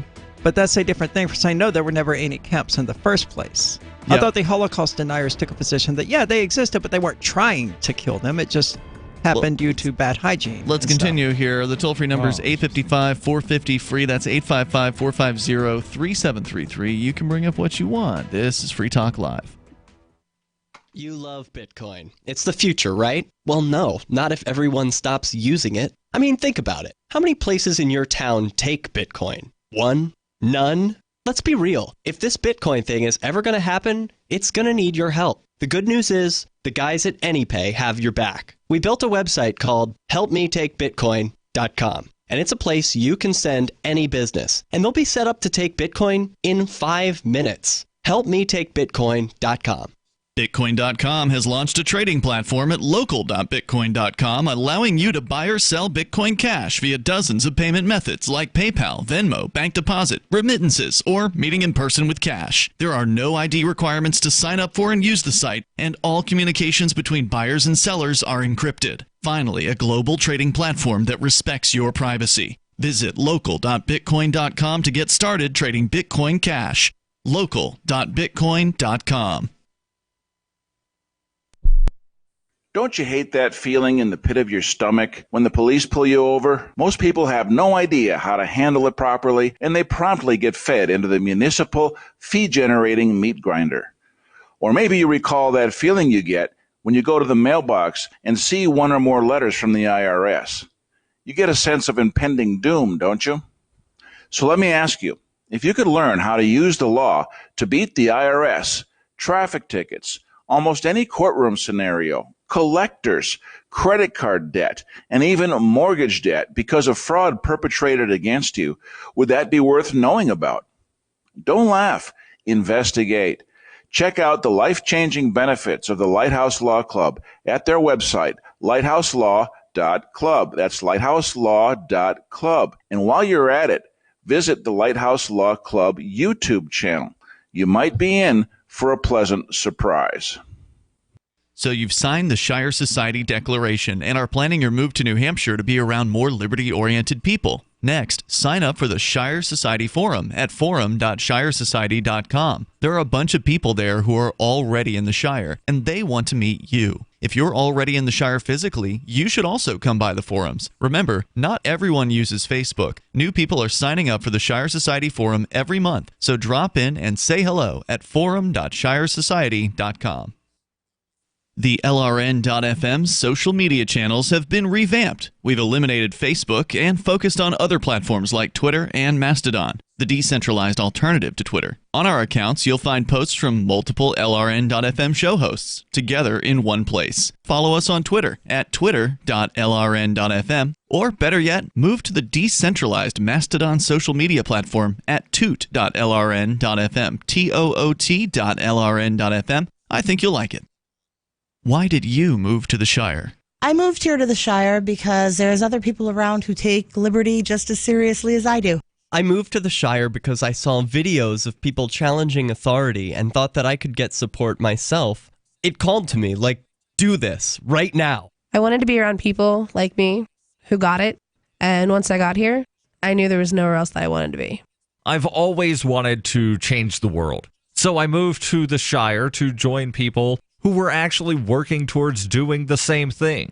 The people here are awesome, loving, and positive. It was for the adventure and for the feeling of something important is happening here, and I just wanted to come to sort of be part of that. Visit shiresociety.com to read and sign the Shire Society Declaration and learn the reasons why, if you love liberty, you should immigrate to the Shire. Plus, connect with others via the forum at shiresociety.com. That's shiresociety.com. Do you love Twitter? Make sure you favorite the LRN.FM Twitter account so you can receive our tweets at twitter.lrn.fm. That's twitter.lrn.fm.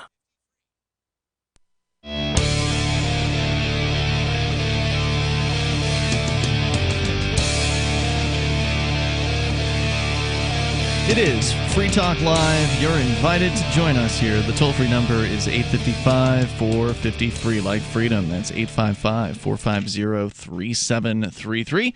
And I want to make sure you know about My Magic Mud. It is black tooth powder that's made of charcoalized coconut shells and bentonite clay. And it seems like almost every Free Talk Live host either has used or is a current user and fan of My Magic Mud, without, I think, most of them actually having been around this show, because a lot of our hosts are pretty new. Aria, you're new as of the last year, basically. Yeah. And a lot of these hosts have just kind of come across My Magic Mud over time. They didn't start using it because they were a host 8 years ago or whenever it was that we first advertised My Magic Mud. Well, they're back. And they've got even more products now than ever before. Of course, the original black tooth powder that I talked about is clinically proven to whiten teeth, but they've also launched a toothpaste line as well as mouthwash and other great products. In fact, you can go to major health food stores like Sprouts, CVS, Natural Grocers, and even Walmart's Natural Beauty aisle to get My Magic Mud. Or better yet, you can use our code FTL20 on their website and get 20% off at mymagicmud.com. That's code FTL20 for 20% off. It's mymagicmud.com. Ian Silver, Dave, and Aria in the studio here tonight. We're sharing with you some of the details on the protest that went on outside of a concentration camp in the United States. And commondreams.org is sharing the story. 200 Jewish protesters basically saying, yes, we do want to compare these to concentration camps. Yeah, hey, look, hey, we're Jewish over here, and we're okay with comparing this, because some people are saying, well, we shouldn't be comparing. Nothing compares. Even the Holocaust Museum's official statement is that they, quote, unequivocally reject efforts to create analogies between the Holocaust and other events, whether historical or contemporary. Well, hold on. We just reject any conversation whatsoever, or it's just insane. Which negates the whole point of their the Holocaust existence, Museum, yeah. which is to remember, right, thus not to forget, not to repeat it, and not to repeat it. You were saying, hold on, what? I don't recall. Okay. Oh, yeah. I mean, there's a distinction between the Holocaust and concentration camps as an idea. Just because they usually are thought of together, though, right? Like, right. I mean, usually but the Holocaust was the murder of 6 million Jews. But there were more people that were murdered than that. They murdered some blacks, they murdered others, but yes. It was like 12 million. Yeah. Oh, people only ever talk about the Jewish number people. Changes a lot. Well, he's talking about if you add in the other people they murdered. Okay. But the biggest... But at any rate, that was the Holocaust, right? And concentration camps were just how it was largely implemented. Mm-hmm. That's correct. But it's not being compared to the Holocaust. But the concentration camps are being compared to other concentration camps. Sure. And I would expect they don't want that to happen, though, well, apparently. I would expect the Holocaust Museum to know the difference. Well, but when you say Holocaust, word association, if you ask people what's the first thing that comes to mind, they're going to say probably concentration camps, ovens, extermination of people, Jewish people, or whatever. That's likely what's going to be associated with the word Holocaust. Right. Right? Yeah, but that's a lot more than just concentration camps. I understand that. Yeah, well, and here's another thing that a lot of people don't think about, and it's easy at that time for people to not realize the level of what they're doing, just like the Nazi soldiers probably didn't think that what they were doing was wrong until, of course, then they're getting in trouble for it, then people actually care. And my connection is that you may or may not know this, but according to some mainstream statistics, over 10 million non-military people have been killed in Iraq and Afghanistan since 2001. Let me say that again.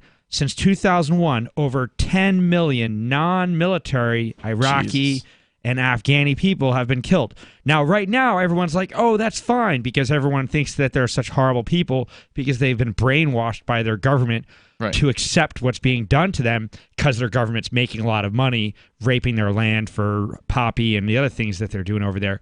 Anyway, but what about in 5, 10, or 20 years? Are people going to look at it the same? And I think it's totally possible that there may be a global shift in the power structure and who has the power. And then when that changes, then all of a sudden what they did, then everything changes. What I mean is that, America's doing everything right, but all of a sudden when they're not powerful anymore, then all of a sudden they'll be like the horrible Nazis.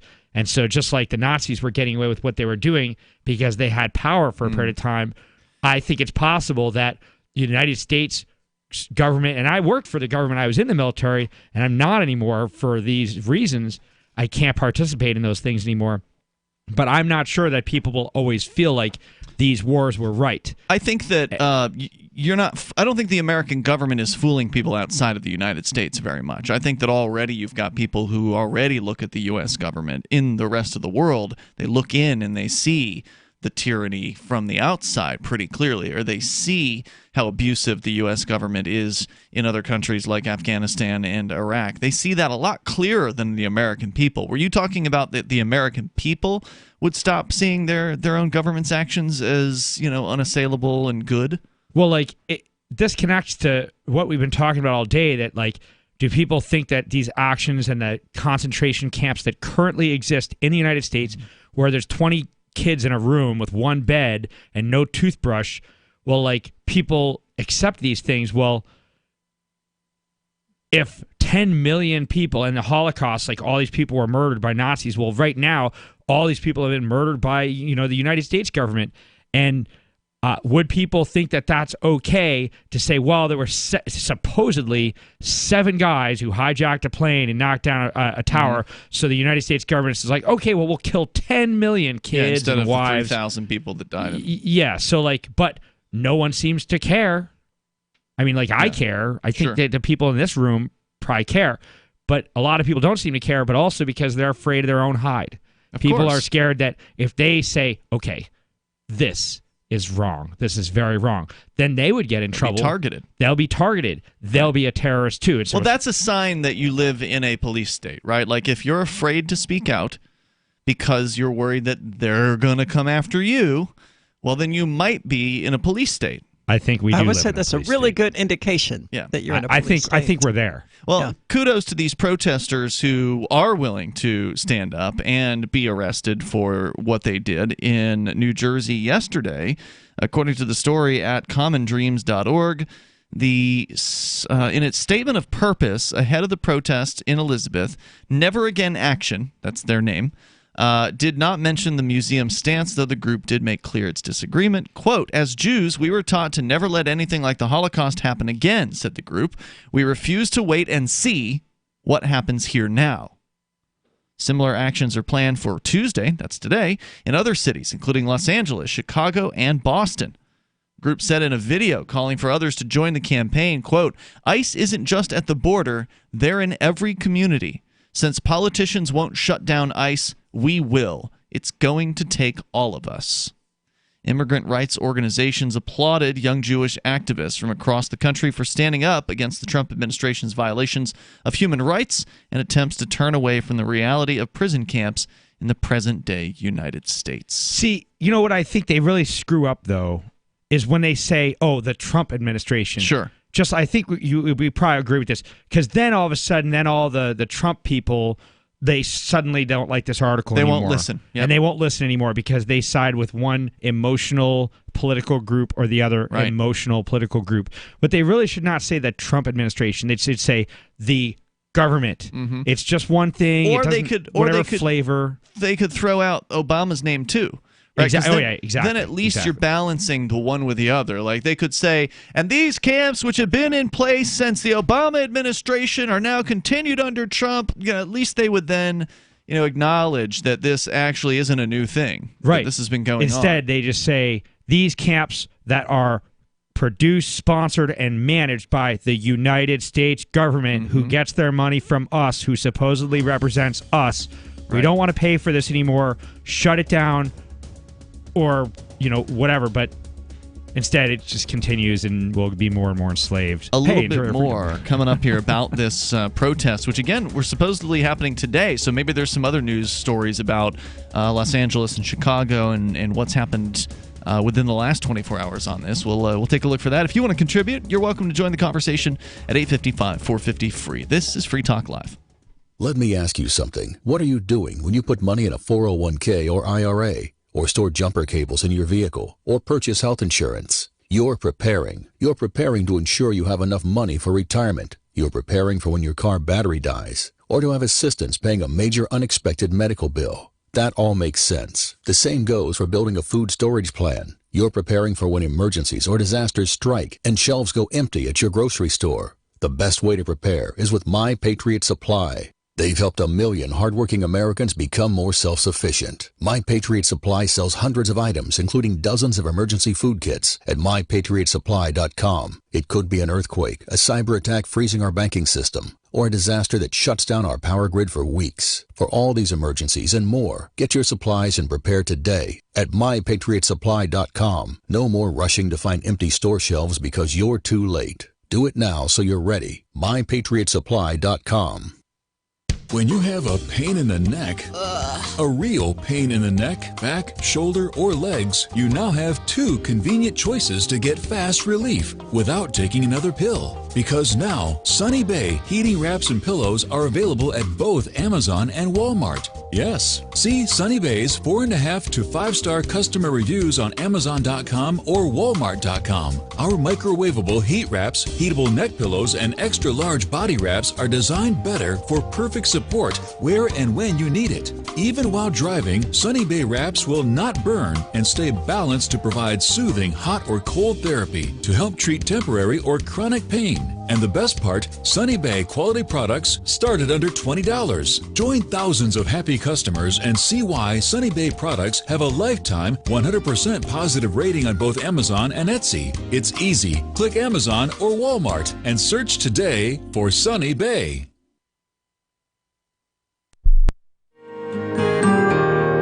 So the protection of life, liberty, and property is what the Free State Project is all about. But it's an effort to move 20,000 people who understand. It's about demonstrating to the entire country that, yeah, we can have a free market, a truly free market. Making it just a freer, great place to live. It's the world's largest voluntarist libertarian community, and it's only getting bigger. That's amazing, to be able to move to a place where other people passionately believe in being free and independent. What the Free State Project is managing to do, though, is to put their money where their mouth is. It's physically getting up across the country and saying, let's go someplace and let's demonstrate the power of these ideas. There's a lot of kind of philosophy that surrounds liberty. There's a lot of thinking about it and talking about it. But here in New Hampshire, people are doing it. 101 Reasons Liberty Lives in New Hampshire, a documentary by Free State Project early movers. Watch it free at 101reasonsfilm.com. 101reasonsfilm.com. Some of you asked, and now we've delivered. LRN.FM's live Keene, New Hampshire studio shows are now streamed in HD on Twitch. Visit our channel at twitch.lrn.fm and give it a follow. If you have Amazon Prime, you get 1 free subscription on Twitch. If you use it on our channel, Twitch will give LRN.FM a monthly piece of your Prime subscription cost. So please watch, follow, share, and subscribe to twitch.lrn.fm. That's twitch.lrn.fm. The new 4th edition of Healing Our World, The Compassion of Libertarianism will take your understanding of liberty to a deeper level and has over 1,300 updated references, new cartoons, and a foreword by Dr. Ron Paul. With discounts for multiple book purchases, the 4th edition of Healing Our World is a great gift for the liberals, pragmatists, environmentalists, and Christians in your life who think libertarianism is cold-hearted. Get yours today at healing.freetalklive.com and use promo code FTL for a $5 discount. You can put the Liberty Radio Network on the air in your area. Visit broadcast.lrn.fm to learn how. Broadcast.lrn.fm.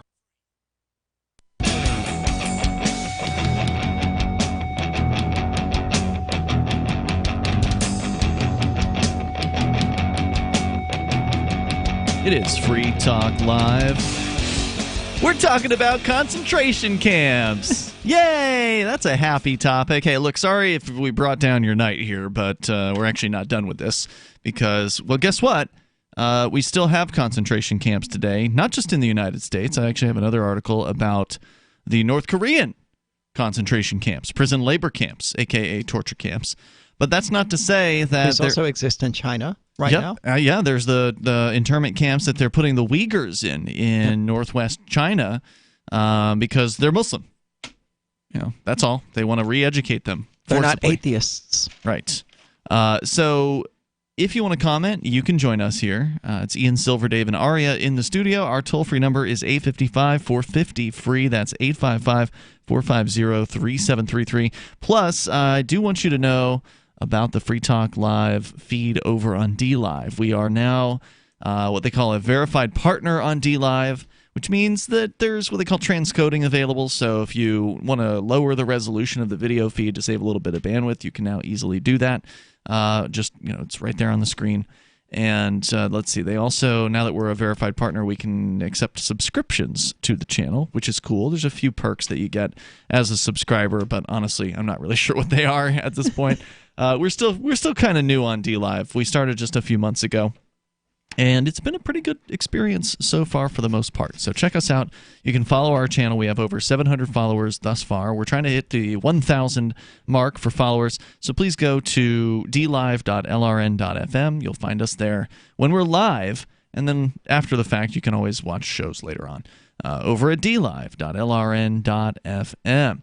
So as we continue here, sharing with you the story from commondreams.org about a protest that happened yesterday and actually is supposed to be happening today in other cities around the United States. It's being organized by a group strangely titled Never Again Action.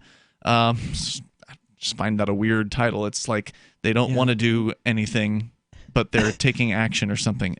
I think what they're saying is never again will we have concentration camps is the idea. So they say this is Movimiento Kosheka, a grassroots campaign for the protection of undocumented immigrants. They had a statement about these protests saying, quote, "We are inspired by the Jewish community who today sent a bold statement of solidarity rooted in their past struggles.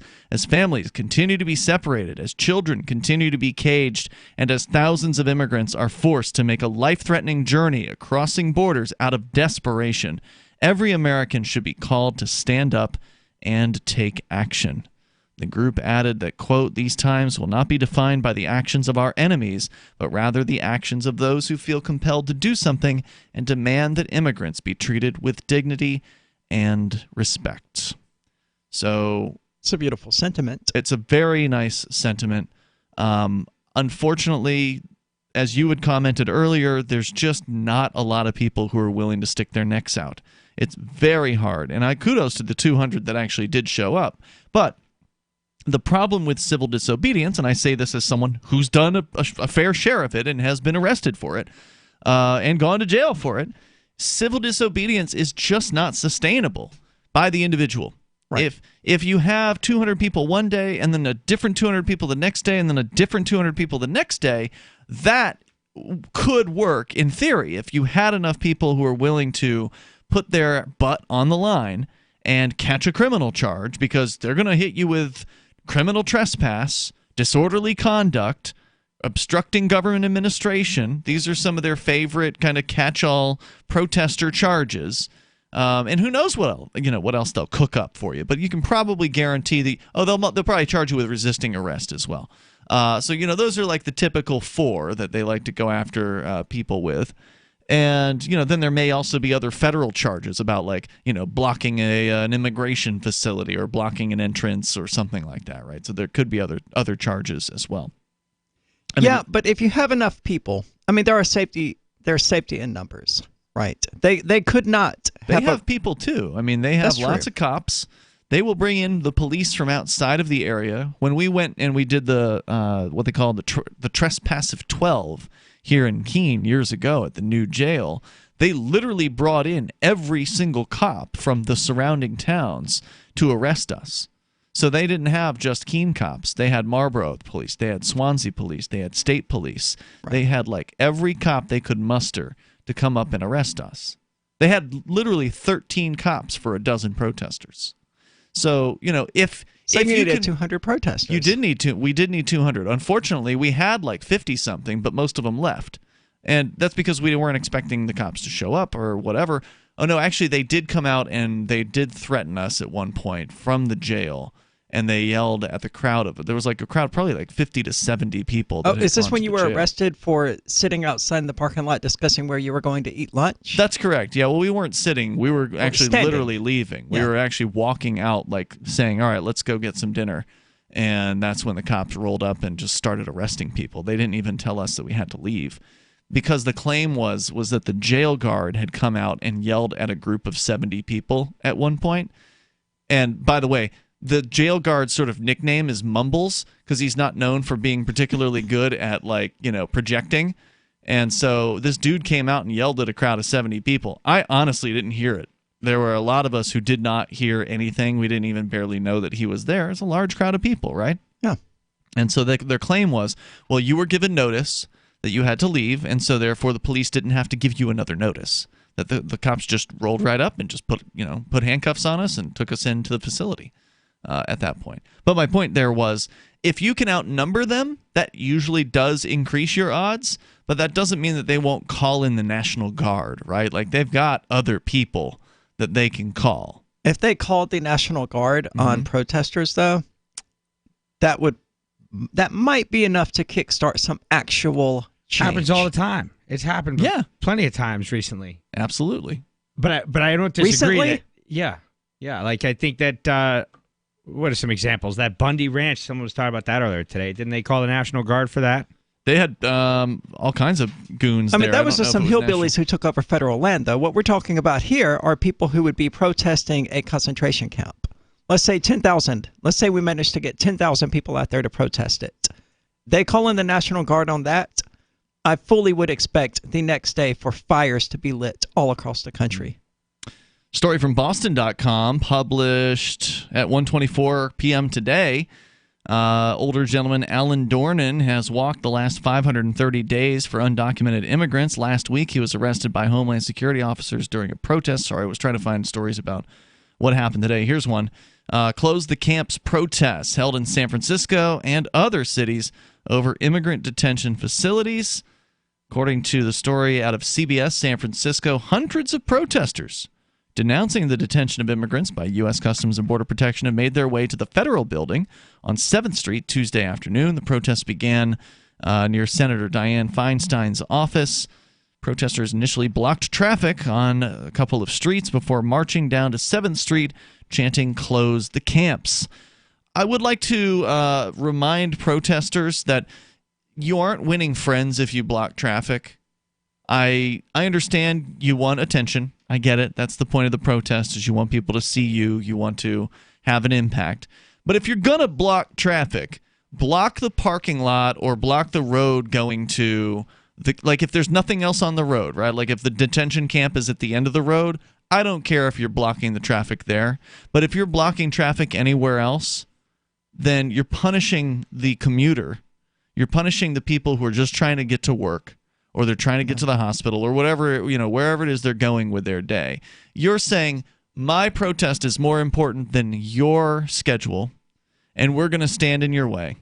And you are not, if you're the protester in that case, you're not going to persuade that person. Like, maybe that person would have been on your side until you decided to step in front of them as they're trying to get to work and, not be late. They're driving in San Francisco traffic or whatever to try to go to wherever it is they need to be. And some protesters are standing in the way for God knows how long. Yeah, this is basically what destroyed Black Lives Matter as a movement. Really? Yeah, well, they were everywhere. Mm-hmm. They were all over the news almost every single day. And then suddenly, for the last 2 years, there's been almost nothing from them. You think it's because they blocked traffic? Yeah, they made everyone angry at them. It's like, you got a good cause here, but you blocked, the only usable bridge across Memphis here on I-240, and you kept an estimated 20, 40, 50,000 people from being able to travel.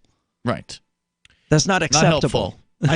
I think that one of the things, we were talking before about people wanting to save their own hide and they don't want to stand up.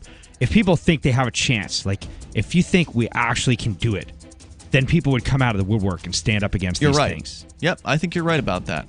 What would make them feel that way is a whole other question. There's a lot more of us. There are, and strength. There is strength in numbers. You're not wrong about those things. We can talk more about it on the way. The website, by the way, apparently closethecampsnow.org. That's where some more information is about the protests today. There's more coming up here. This is Free Talk Live. Were you there? Tell us about it. Don't you hate that feeling in the pit of your stomach when the police pull you over? Most people have no idea how to handle it properly, and they promptly get fed into the municipal fee-generating meat grinder. Or maybe you recall that feeling you get when you go to the mailbox and see one or more letters from the IRS. You get a sense of impending doom, don't you?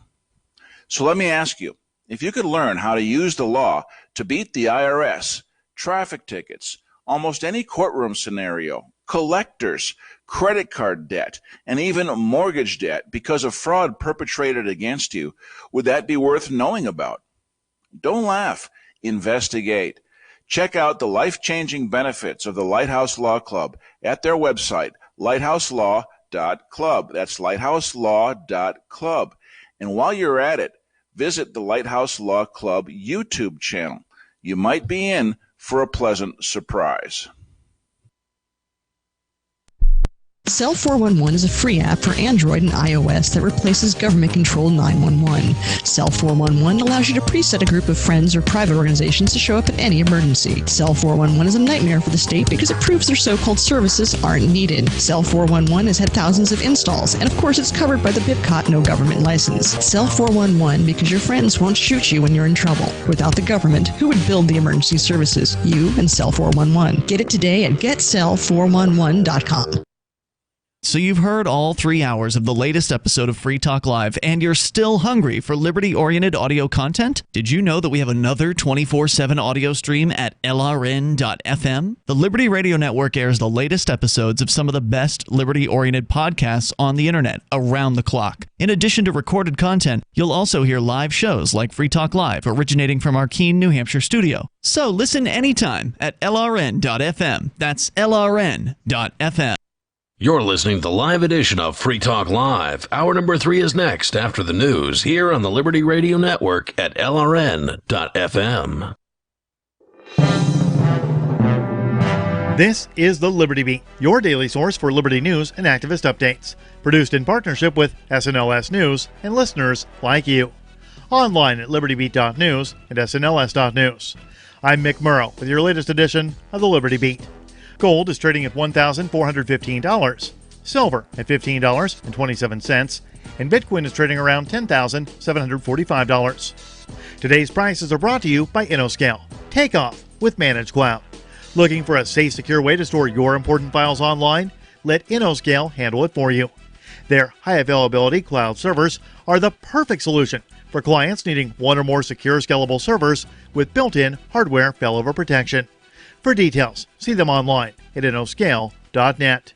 In the news, federal authorities are warning that political radicals may attack people celebrating the 4th of July. A bulletin to law enforcement around the country states that domestic terrorists have attacked perceived oppressors, opponents, or enemies engaged in outdoor First Amendment protected rallies or protests during past summers. Activist Post reports the warning comes from a joint intelligence bulletin issued by the FBI and the Department of Homeland Security and National Counterterrorism Center, telling law enforcement to remain vigilant for suspicious activity. Both domestic and homegrown terrorists would likely use simplistic tactics and relatively easily obtainable weapons such as firearms, knives, and vehicles, although some violent extremists have historically sought to use explosive devices.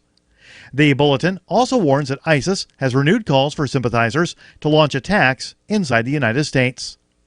The FBI is currently tracking about 1,000 suspected homegrown terrorists inside the U.S., inspired by foreign terrorist organizations.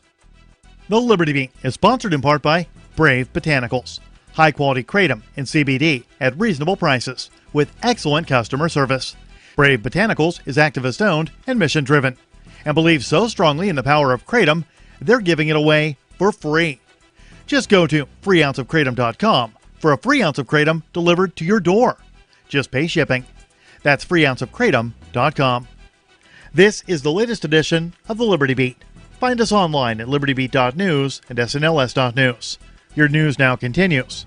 The California legislature has approved legislation that will be signed by Governor Gavin Newsom to set up an educational system that will use big data to track children from cradle to career. Activist Post reports that Senate Bill 75 was approved by a vote of 31-7 in the Senate and 62-14 in the Assembly. It will create a longitudinal data system that profiles and manipulates pupils from the earliest of ages, so they are guided into a career determined by the central planners. The state bureaucracy is now tasked with determining exactly what data is collected from children to enable Big Brother. It's part of a national movement being spearheaded by failed Georgia governor candidate Stacey Abrams, New York Times writer David Brooks, and Barack Obama's former Deputy Secretary of Education, Jim Shelton. The centralizers hope to control and shape young minds from the earliest of ages using powerful technological tools. The family of an Arlington, Texas man is suing the city of Arlington after 2 police officers used their tasers on him while he was soaked in gasoline and set him on fire, killing him, according to a lawsuit. The lawsuit was filed in federal court last week. The Free Thought Project reports the lawsuit also claims that one of the officers lied about using his taser and blames the Arlington Police Department's use of force policy for Gabriel Eduardo Olivia's death. That's according to the Star-Telegram. The incident happened in July 2017 as Olivia doused himself in gasoline and told his wife and son he wanted to kill himself. His son called police, who showed up and established no need to use deadly force, as Olivia was unarmed, according to the lawsuit. Constitutional rights lawyer Dean Malone filed suit in federal court in Dallas on June 25th on behalf of the family.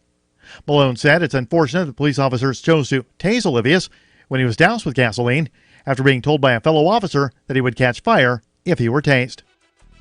Support for the Liberty Beat comes from the Conscious Resistance Network, featuring videos, news reports, and articles from a spiritual anarchist perspective. Experience the Conscious Resistance at theconsciousresistance.com. How would you like to have your business featured on the Liberty Beat?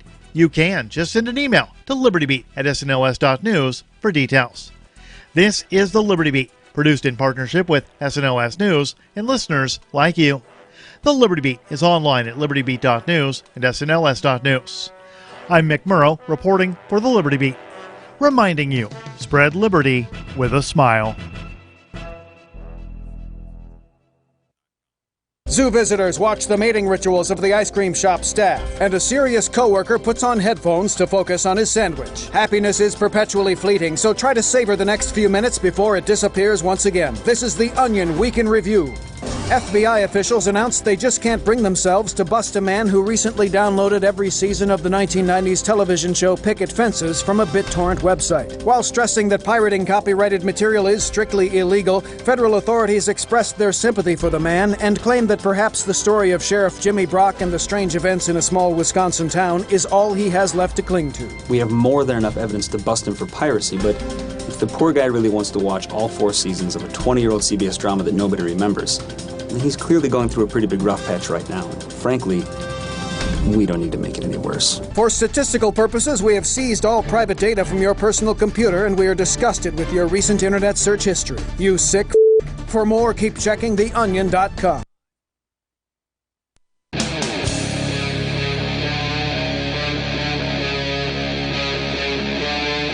Free Talk Live.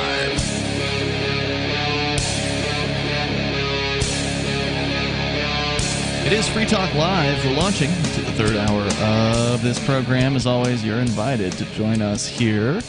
The toll-free number is 855-450-FREE like freedom. That's 855-450-3733. With you in the studio tonight, you've got me, Ian. Silver Dave. And Aria. As we continue with a real downer of a topic, we're talking concentration camps. But somebody's got to talk about it because, well, they still exist. And we spent most of the first couple hours of the show actually focusing on the United States and what's happening with immigrants being thrown into concentration camps around the country, including as far north as apparently New Jersey, where there was a protest yesterday with 200 estimated protesters, most of whom were Jewish, apparently, or the supermajority of them. Are there any of these in New Hampshire? I don't know. That's a really good question. I don't have an answer for you.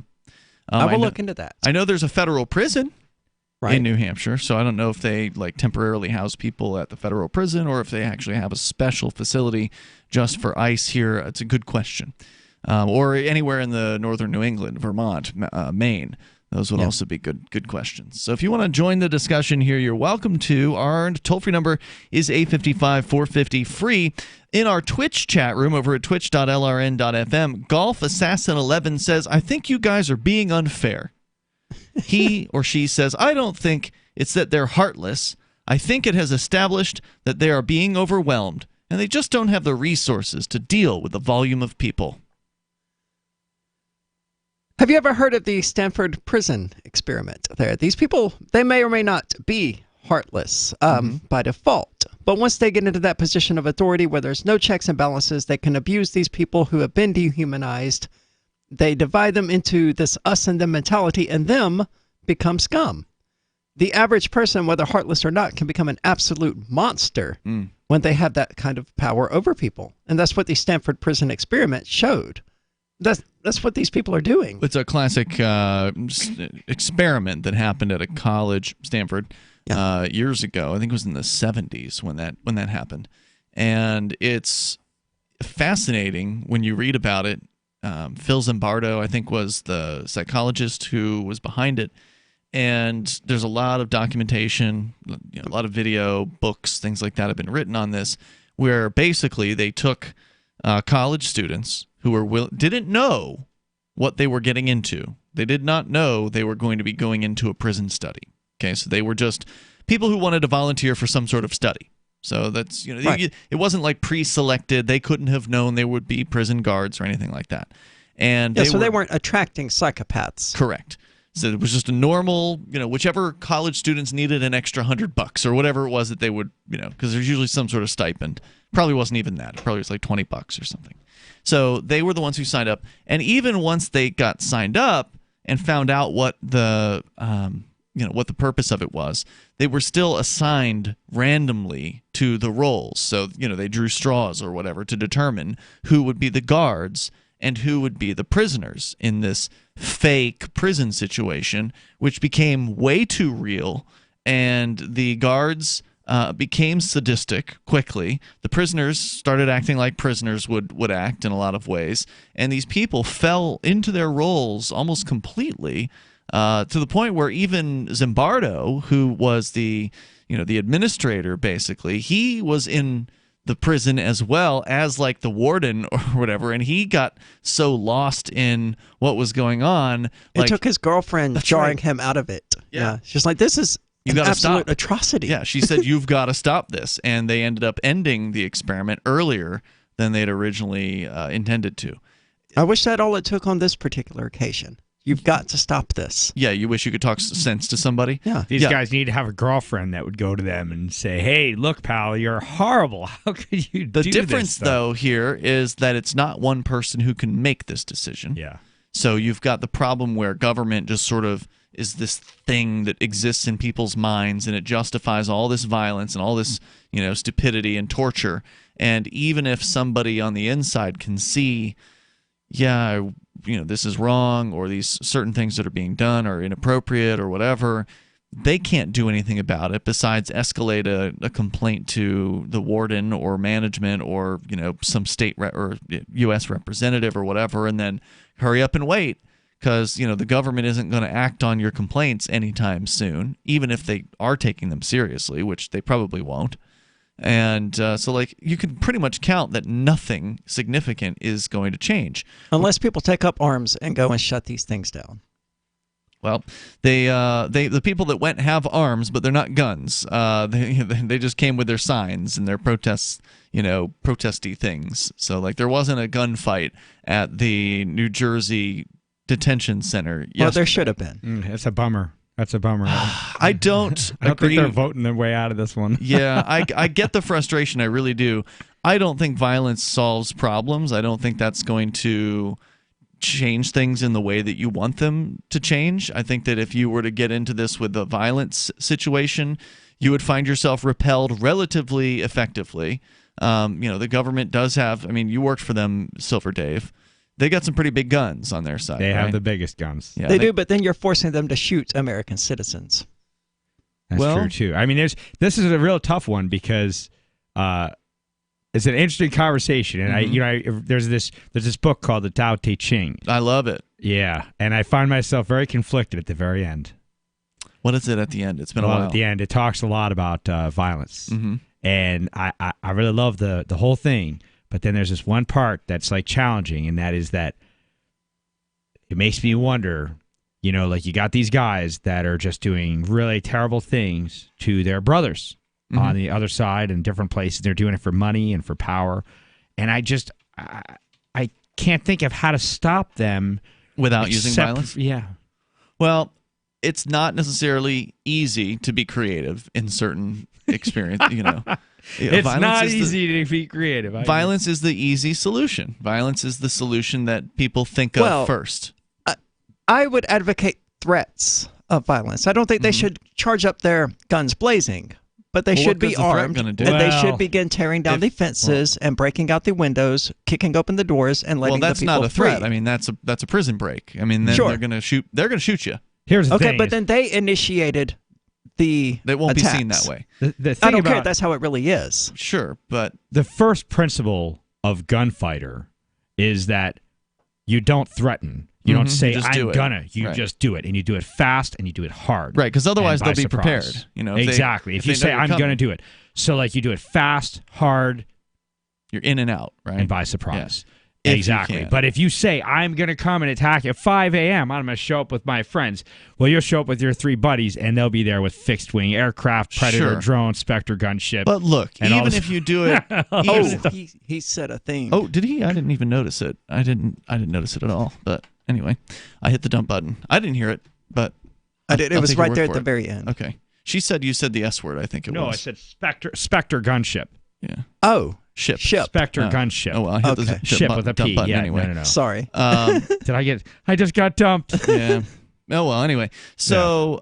No, don't worry, folks. That was not a curse word. It just sounded like ships. That was my bad. Sorry. So just to get back on the topic here of, some sort of drop-of-the-hat attack against a detention center, you're dealing with a high-security installation here, okay? I mean, even here in Cheshire County. Well, most of these were Walmarts that have been converted into detention centers.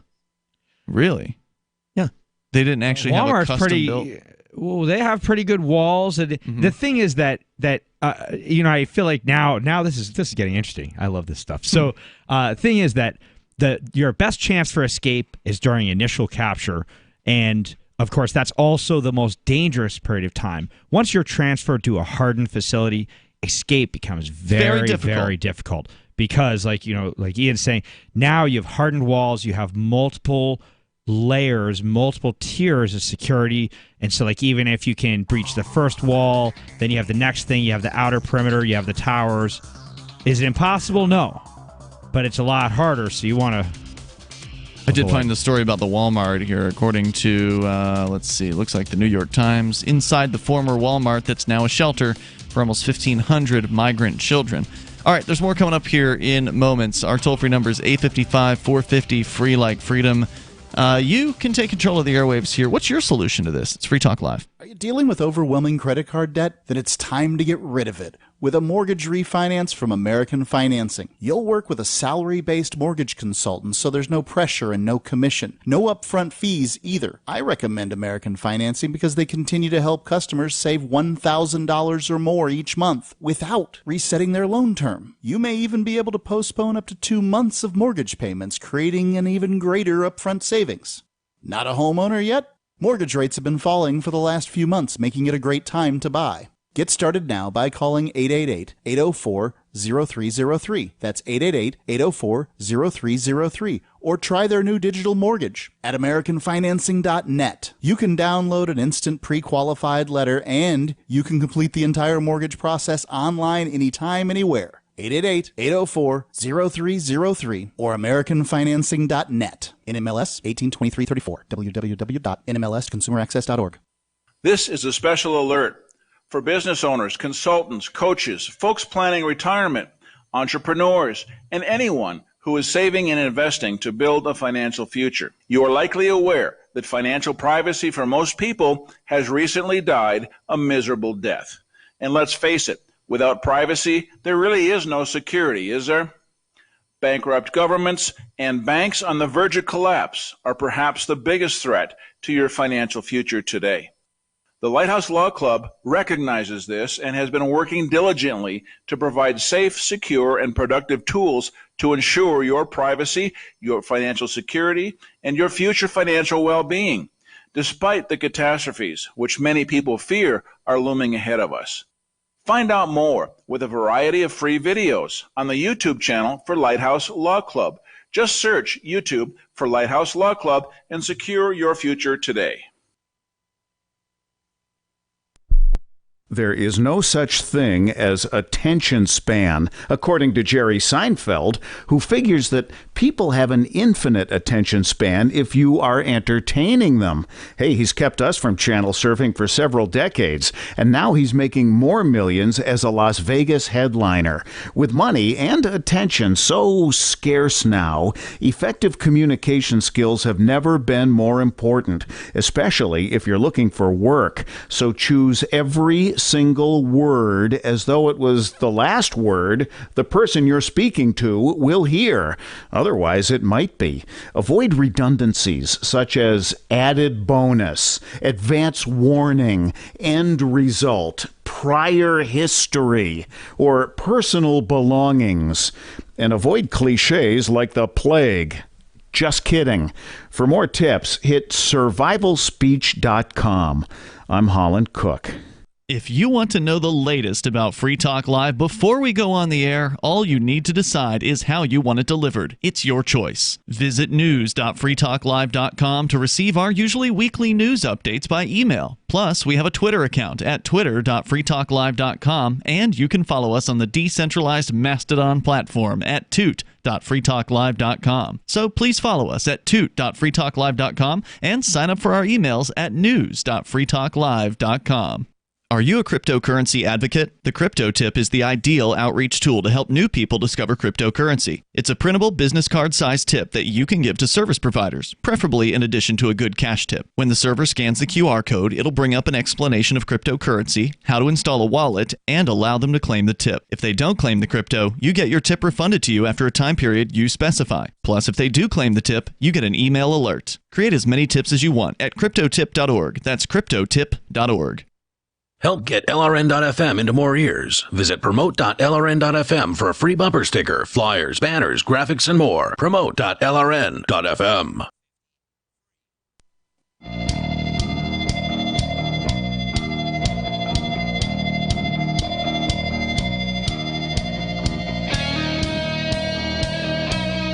This is Free Talk Live. You dial toll free to join us here. Our number is 855-450-FREE, like freedom. That's 855-450-3733. We do have the Discord on-air call-in line rooms over at discord.lrn.fm. Jump into one of those. We'll get you on the air with us, and you can talk about whatever you want to discuss. In fact, we've been talking about the internment camps, concentration camps right here in the United States. Yep, they're still with us. They had people in Japanese and German concentration camps back during World War II. And now they've got, if you ignore all the drug war victims that are in federal and state prisons all across the country, because those are also, innocent, peaceful people who've been placed inside camps in, terrible conditions for no reason whatsoever besides the insane war on drugs. But discount all that for just a moment and look at the children that are being, plucked out of their lives and put into some not so great conditions. We spent a good portion of the first hour talking about that. Of course, you're welcome to join us here. And I do want to let you know about Edge Wallet. I actually helped somebody get set up with Edge Wallet today. He's a guy who actually is a part owner of a gas station that we went up to visit in the Henniker area, just down the street from your house, actually. Silver Dave, the dude's very interested in cryptocurrency. And he'd asked me what did I recommend for a wallet, and I said I like the Edge Wallet, and that's a true statement. It's what I've been using as my number one wallet since long before they became a sponsor here on Free Talk Live. Edge Wallet is a great wallet. It's available for both iOS and Android. You can get yours at your Play or Apple's App Store. You can download it that way, or just go to their website, edge.app. It is user-controlled, meaning that you control your money, not some bank or some company or whatever. It's up to you. You can buy, sell, trade, and securely hold a bunch of different cryptos like Bitcoin, BTC, Ethereum tokens, Monero, Ripple, Stellar, Dash, Bitcoin Cash, and a bunch more. Go to edge.app and secure your freedom with Edge Wallet. As we continue here, a bit of a aside about that story. You mentioned the Walmart, Aria, that is apparently holding, according to the New There York are several Times. Walmarts that were converted into. Really? Yeah. Well, they're talking about one of them in Brownsville, Texas, where, I mean, I won't read the whole story here, but 1,500 boys aged 10 to 17 are being held in the teeming 250,000 square foot facility.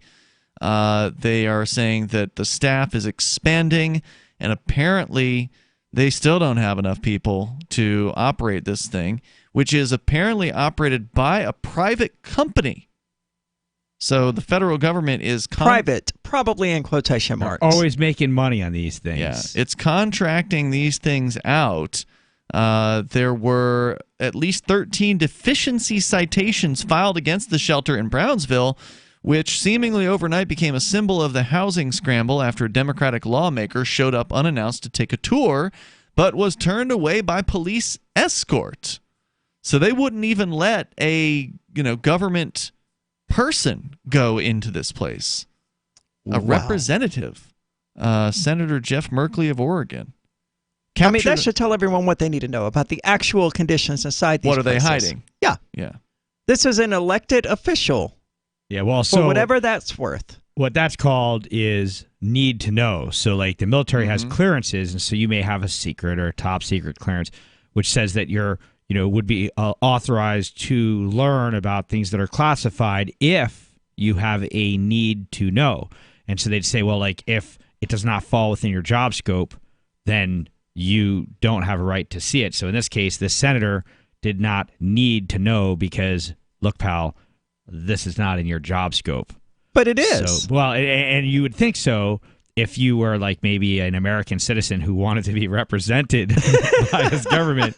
But in this case, when the government owns you, like this government does, sorry, pal, you have no rights to learn about this, and you can leave, is what they would say. It may have been different if this was not privately owned. It's run by a nonprofit group that contracts with the federal agency. A highly paid nonprofit group. I bet. I love these nonprofit groups. This stuff's so funny to me. Everything is so fake. The language. They don't make profit because they give it all to their administrators. That's right.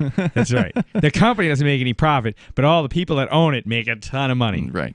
The number of children under detention has grown, they say, as the Trump administration has begun prosecuting migrants who cross the border illegally. They're not prosecuting them. They're just kidnapping them. To prosecute people, you have to actually give them a charge and give them a trial. They're kidnapping them, holding them, and then what? Cutting them loose or sending them back?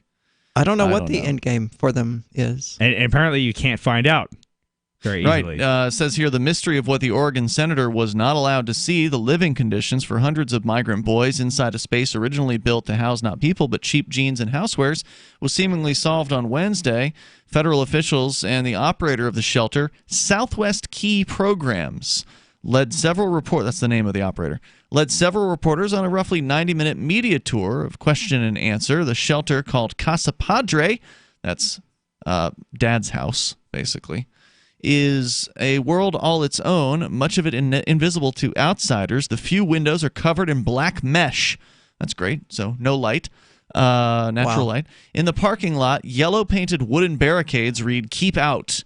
Inside, it's clean, massive, and brightly lit. Not far from the entrance, there's a large mural of President Trump, an American flag, and the White House. And you thought you had a bad experience at Walmart. Yeah, this is terrible. A team of 48 medical staff and 3 on-call physicians provide medical services, x-rays, and laboratory work done in-house. The children receive classroom instruction for 6 hours a day. Indoctrination. Monday through, you better believe it, and outdoor playtime for 2 hours per day. See? They're getting outdoors. Everything's fine. Sounds like a prison. You get some time in the yard. You get a few hours of indoctrination. You get concrete walls. Except you get an 83-year-old security greeter that says, "Hi, welcome to Walmart. You don't get to leave until we let you," which is never. The building no longer resembles Walmart. The interior has been redesigned with walls and hallways constructed to create bedrooms, classrooms, and other spaces. The mural featuring the president is one of many. One painting depicts former President John F. Kennedy. With his words, "Ask not what your country can do for you," in good Lord. English and Spanish. They have a quote from Trump, too. Ask what your country will do to you. Might be a bit more appropriate for these kids. So when they took the media on their special guided after tour, cleaning it up for a few days. Yeah, you better believe it. They had the boys were on their best behavior. Most of the boys from Central America smiled, waved, shook hands with the reporters. It's amazing how nice kids can be if you say, we're not going to feed you for a week if I don't know why our board ops got commercials playing. It's too early for that, so we're just going to keep talking here for just a moment. I think they're having some technical difficulties there at the network. So anyway, the constant reply when asked how they were from the young boys was bien, bien, meaning okay, okay. The media was not allowed to interview the children. And I think you were going to say it's a lot easier to be nice when they tell you that if you aren't nice, they're going to connect electrodes to you afterwards. Or just not feed you feed you that day. We'll give you some ice cream if you look good for the the media. Yeah, and they never get them ice cream. And when you haven't eaten in a few days, I'll tell you, you do a lot just to get a plate of rice. Or a spoon of rice. We got more on the way here. You can share your thoughts with us if you want. Plus, we can go to some of the worst concentration camps in the world in North Korea and take a look at what those might be like. On the way, this is Free Talk Live. Don't you hate that feeling in the pit of your stomach when the police pull you over? Most people have no idea how to handle it properly, and they promptly get fed into the municipal fee-generating meat grinder. Or maybe you recall that feeling you get when you go to the mailbox and see one or more letters from the IRS. You get a sense of impending doom, don't you? So let me ask you, if you could learn how to use the law to beat the IRS, traffic tickets, almost any courtroom scenario, collectors, credit card debt, and even mortgage debt because of fraud perpetrated against you, would that be worth knowing about? Don't laugh. Investigate. Check out the life-changing benefits of the Lighthouse Law Club at their website, lighthouselaw.club. That's lighthouselaw.club. And while you're at it, visit the Lighthouse Law Club YouTube channel. You might be in for a pleasant surprise. Free Talk Live. We have been brought forward to bring out the truth. I knew this was all right. What is the truth? No, it's in the 2 books. Oh, you've got to buy the books. Now, how much is somebody going to have to pay for these books? It's right online. Depending on what country you're in, they're $26 a piece here in the United States, including freight. Now, why would God put books out and require people to pay for them? What's the point in that? I mean, aren't there people out there that can't afford that? Those of us here on Earth have had to put the material together and get it copyrighted and available. Why would God want to copyright something? What's the point of that? I mean, wouldn't God want anything on this planet has to be copyrighted to be put out legally by That's your not true. government Not true at all. Not true, sir. Nope. You can put whatever you want out there. Explain? No, you let me explain, because whatever you want, you can put online, and nobody's going to tell you can't do it. Free Talk Live, 7 nights a week from 7 to 10 Eastern, live on the Liberty Radio Network at LRN.FM. Did you know you can legally exit the U.S. federal income tax system? Well, it's true, and thousands of American nationals are doing it. The 16th Amendment and the Internal Revenue Code are legal, but only in a limited jurisdiction. This is the basis behind the voluntary nature of the income tax. Learn the exit strategy provided by Congress. Find out more by visiting weissparis.com and watch our numerous videos. That's WEISS Paris.com. There are lots of ways to listen to Free Talk Live. Our podcast has been around since podcasts began, and now the FTL feed is loaded with content besides our full show archives. Did you know that we make it easy for you to customize your podcast subscriptions? We have different feeds, one that includes only our full shows, one with just the Daily Digest, and one with just the Edgington Post. You decide what you listen to. It's quick and easy to customize your feeds at feeds.freetalklive.com. That's feeds.freetalklive.com. Would you like to hang out with Penn Jillette? He's keynoting Freedom Fest this year. I, for one, am thrilled. Freedom Fest is the largest liberty-oriented gathering in the world. They take a Big Ten approach with libertarians, conservatives, liberals, anarchists, and just open-minded people mingling together to hear real debates, share real solutions, and converse freely. This year's theme is the Wild West, a time of liberty and opportunity, or a time of anarchy and violence. Maybe both. Go to freedomfest.com/FTL and get your tickets now. Freedom freedomfest.com/FTL. Not convinced yet? Hey, I understand. It's a high-end event, even with coupon code FTLEB. Sure, you're likely to receive investment advice that'll make that sum seem paltry, but I have something special for you. Go to freedomfest.com/FTL and you'll get the 5 best speeches from last year for free. Call it a test drive. Do yourself a favor and go to freedomfest.com/FTL. freedomfest.com/FTL. Use coupon code FTLEB for a discount. Some of our live shows are streamed in HD on Twitch. Please follow and share at twitch.lrn.fm. That's twitch.lrn.fm.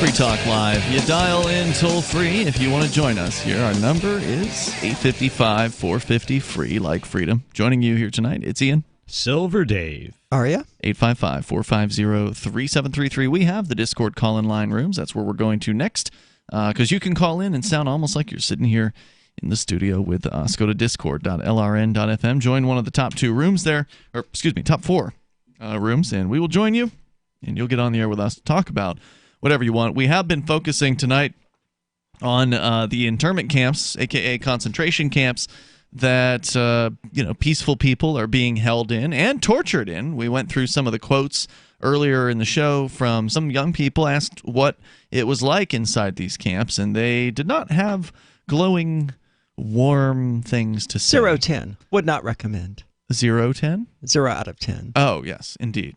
This is not a good stay. It's not a good value. People are paying through the nose for these facilities. The federal government, we just was reading the story about the former Walmart in wherever it was, that Brownsville, that was what you say is one of many former department stores that have been repurposed into one of these camps. 1,000 employees is what the camp has when the story was written. It was last year. 1,000 employees. I think that's more than a Walmart would have. Like a monster. Yeah. I think a Walmart might have like 250 to 500, depending on the size of the store or whatever. But 1,000 of them? That's a lot of people. And how many prisoners? There were 1,500. Well, what happened was... Say that you had 1,500? Yes. That was what they raised it to. Almost 1-to-1. They raised it to 1,500. And toward the end of the article, they got a variance from the city of Brownsville to allow them to go from over 1,100, it was around 1,100 before was the maximum, to allow them to change the maximum capacity of the building to 1,500. Are they getting paid per prisoner or something? I bet they are. Sure. Oh, yeah. I'm sure they are. That's why they wanted more prisoners. Yep. You can bet that they're making money off of this. And absolutely. Yeah.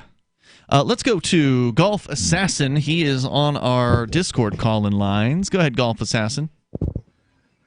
Yeah, I was the one that you guys commented on. I've been reading a lot and watching a lot of news, and I'm fairly certain that it's been basically determined that the issue that they're having down there is they're hitting records every month. I think last month there was over 130,000 people that tried to cross the border.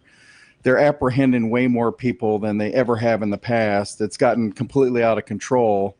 And the government certainly wasn't prepared for the kind of numbers that they're seeing. And they're using buildings that were never intended to put people in because they don't have anywhere else to put them. Why put them anywhere?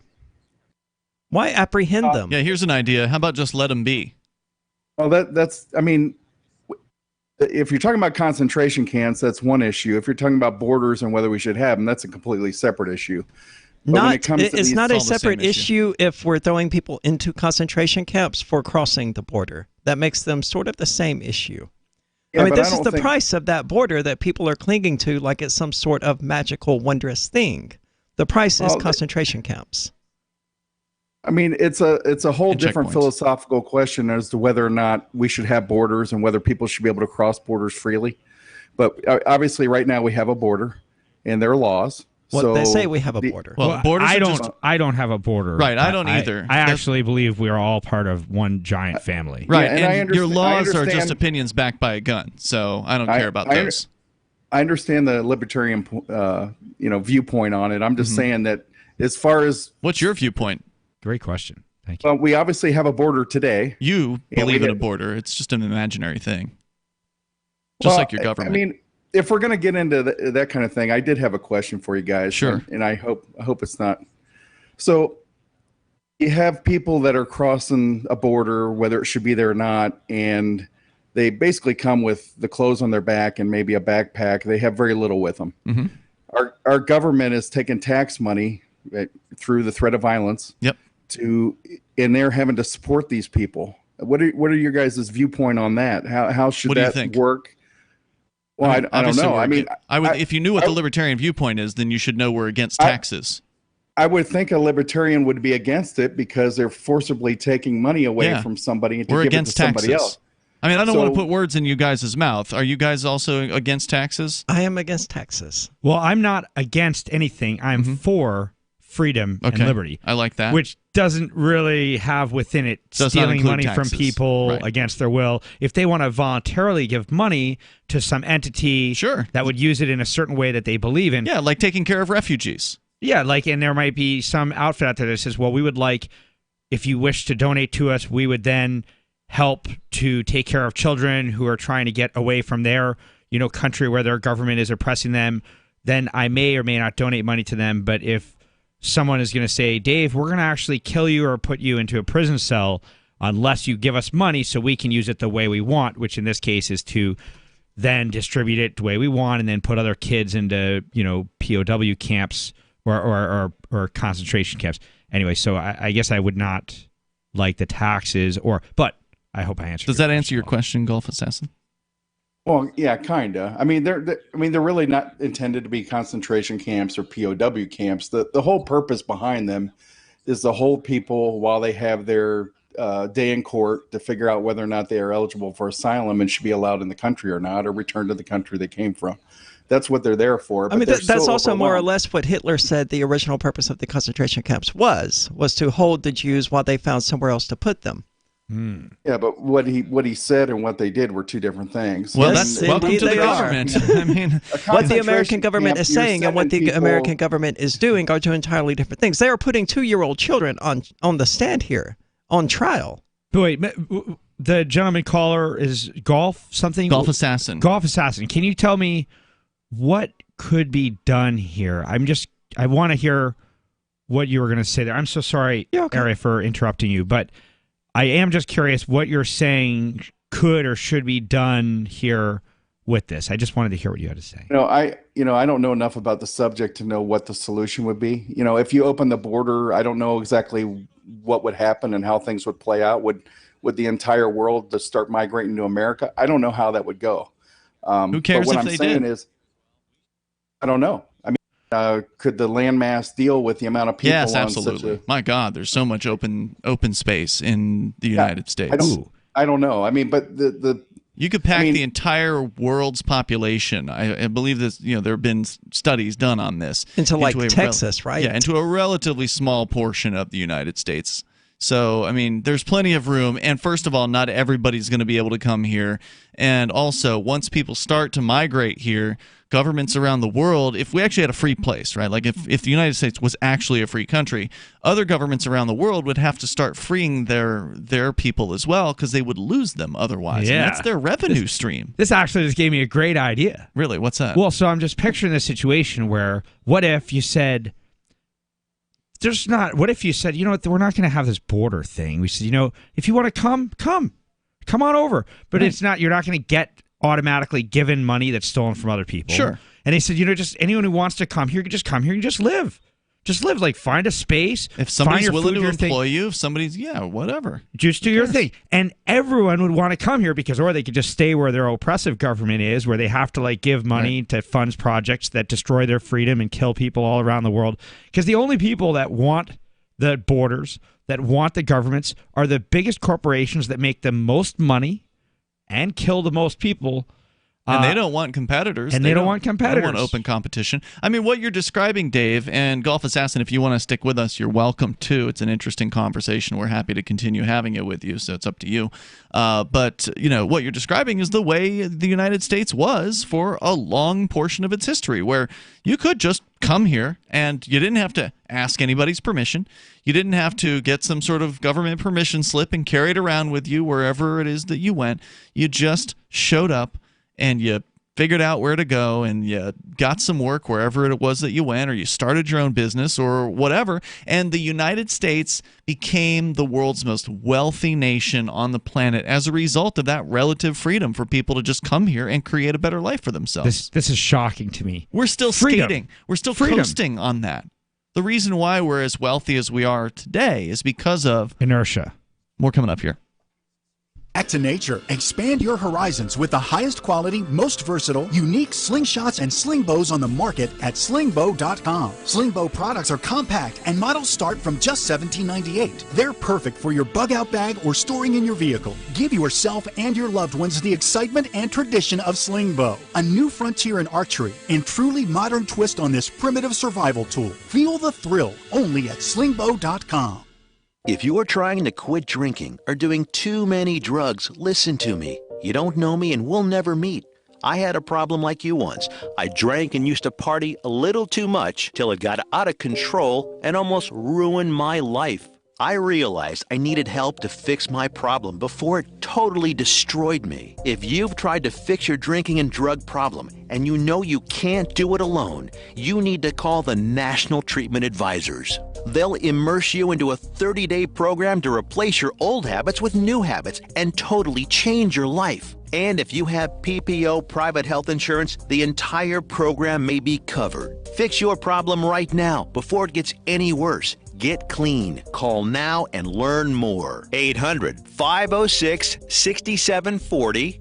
800-506-6740. That's 800-506-6740. Most of you know that heart disease is the #1 silent killer in the U.S. What if I told you for just $54.95 a month you could fight against heart disease naturally? At Heart and Body Extract, we've been helping thousands of people get back to a healthier heart. Don't just take my word for it. Check out all of the success stories at hbextract.com, or to order, call 866-295-5305. That's 866-295-5305. hbextract.com. Don't risk it when you can take charge of it. Is spreading the message of liberty, cryptocurrency, and peace around the globe worth $2 per month to you?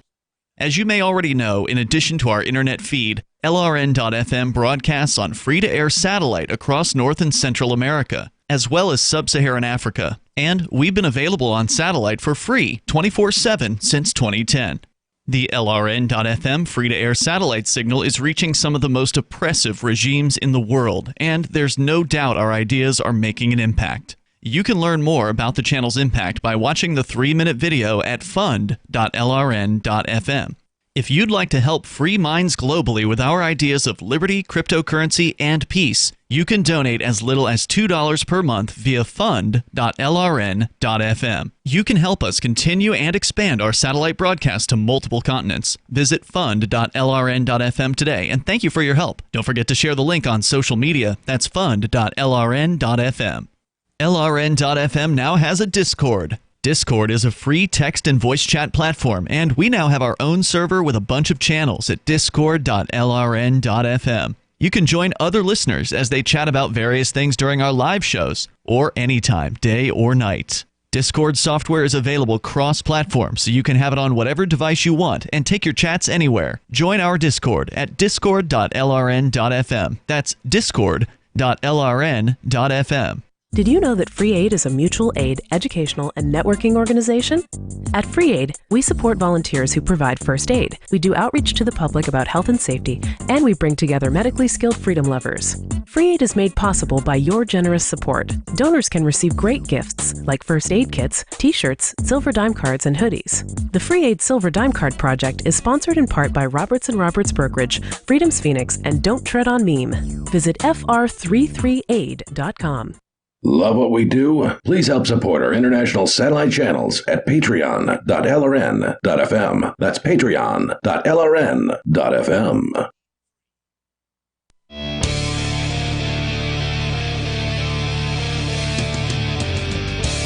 It's Free Talk Live. You dial in toll free and bring up whatever you want. Our number is 855-450-FREE. We're talking about U.S. concentration camps. Although some people are saying it's not a concentration camp, it's just a place where a lot of people are kept in a very small place. Against their will. One might say they are being concentrated into a small area. No, it's something else. Not sure what, but it's something else. So anyway, if you want to join us here, you can. We've got a few moments left and enough time for you. Toll-free number again, 855-450-FREE. By the way, you can join us online. Go to freetalklive.com. You can enjoy features there like archives that go back for more than a decade, totally free. freetalklive.com. Golf Assassin is still with us. He's on the line on our Discord call-in line rooms. It's always an interesting conversation to have with people on this, and I wanted to make sure you had a chance to get your thoughts out, Golf Assassin. I don't remember where we left off with you, but if you had more to say, I wanted to make sure you had a chance to do that. So go ahead. Yeah, you guys are tough. Yeah, I think the implication with the word concentration camp is where you send people to deliberately kill. I don't think that's the intention. That's an extermination camp. Yeah, that may be the implication, but that's not. Remember, that wasn't the intention. This is the thing I was going to get to earlier. I'm glad you brought it up here, Golf Assassin. Thanks, I had a conversation with Chris Cantwell, and I wanted to know. When I brought this up earlier, we got distracted. What I wanted to know from him was, all right, well, what's the Nazi side of the story? Like, what do the Nazi defenders have to say? Because we've had the Holocaust deniers call this show, and they're super frustrating because they just don't even believe anything happened. They thought, they think that it was like some sort of fun camp or whatever that these people went to, if they even believe that the camps existed at all. But then, so Cantwell doesn't deny the Holocaust, but he has an excuse. And it sounds similar, and I'm not going to say yours is exactly, you're saying the exact same thing, Golf Assassin, but the claim was that they just wanted to keep the Jewish people and the others that they ended up, exterminating, they wanted to keep them separate from the German people, right? And actually the claim that Cantwell made was that they actually tried to get rid of them from the country. To send them to Madagascar. They tried to send them generally to the claim. Other places. And that the reason so many of them died was because Germany got invaded, so they lost a lot of resources. They could no longer afford to feed them. And right. That was the claim, was that they couldn't get rid of them because no other country would accept them, and including the United States, by the way. Remember the Voyage of the Damned, I think it was called, or the Ship of the Damned, which was a ship full of Jewish people that was turned around by the U.S. federal government. And they said, you can't come here. So they sent them to their doom by sending them back to Germany. And so if that's true, what Cantwell claims, and I don't know, I haven't done the research, right? But it sounds like you've heard the same story. Yes. I don't think it's true. Yeah, I don't know. But that's the claim, right? Like they're in a war, and if your supply lines are cut off, and the prisoners are the first to not be fed. Right. So, I mean, that makes sense. It's still horrifying. It's still not right to put those people in the prison in the first place. But I think that goes against what you're saying, Golf Assassin, that they had intended to exterminate them. Maybe they didn't. Maybe they really did just want them out of Germany. So if those guys that are in these concentration camps now in the United States, if the United States started having major financial calamities and or were being attacked by whatever said entity, those people probably would start starving to death. They're already hungry. They're already hungry. Yeah, and they probably would actually, start, dying and being buried in mass graves and so on. And I mean, it sounds like the same potential concoction. It's very interesting. It's absolutely got similar potentials. I think that it would be silly to ignore those, warning signs. So, Golf Assassin, as we were talking about before, the solution here, of course, is to not round anybody up. The solution is to let people come here if indeed we want this to be a free place, and I still want to live in a free place. I love that idea. I like the idea of just freedom. do what the birds do. They don't stop at the border to present an ID. Right. They go, oh, can I come into your country now? No, they're animals. They're organisms on this planet. They have the right to travel as they please. There wasn't even a passport in the United States until World War II. Free as a bird. Golf Assassin, other thoughts? Go ahead. Yeah, I mean, I think it's a great discussion to have. I'm not really sure about whether we should have borders or not. I mean, I think that's something. How about a police state? Do you want one of those? I think a better question is, do we have borders or not? Not should, but do we? And the answer is no. Well, there are people who believe in them.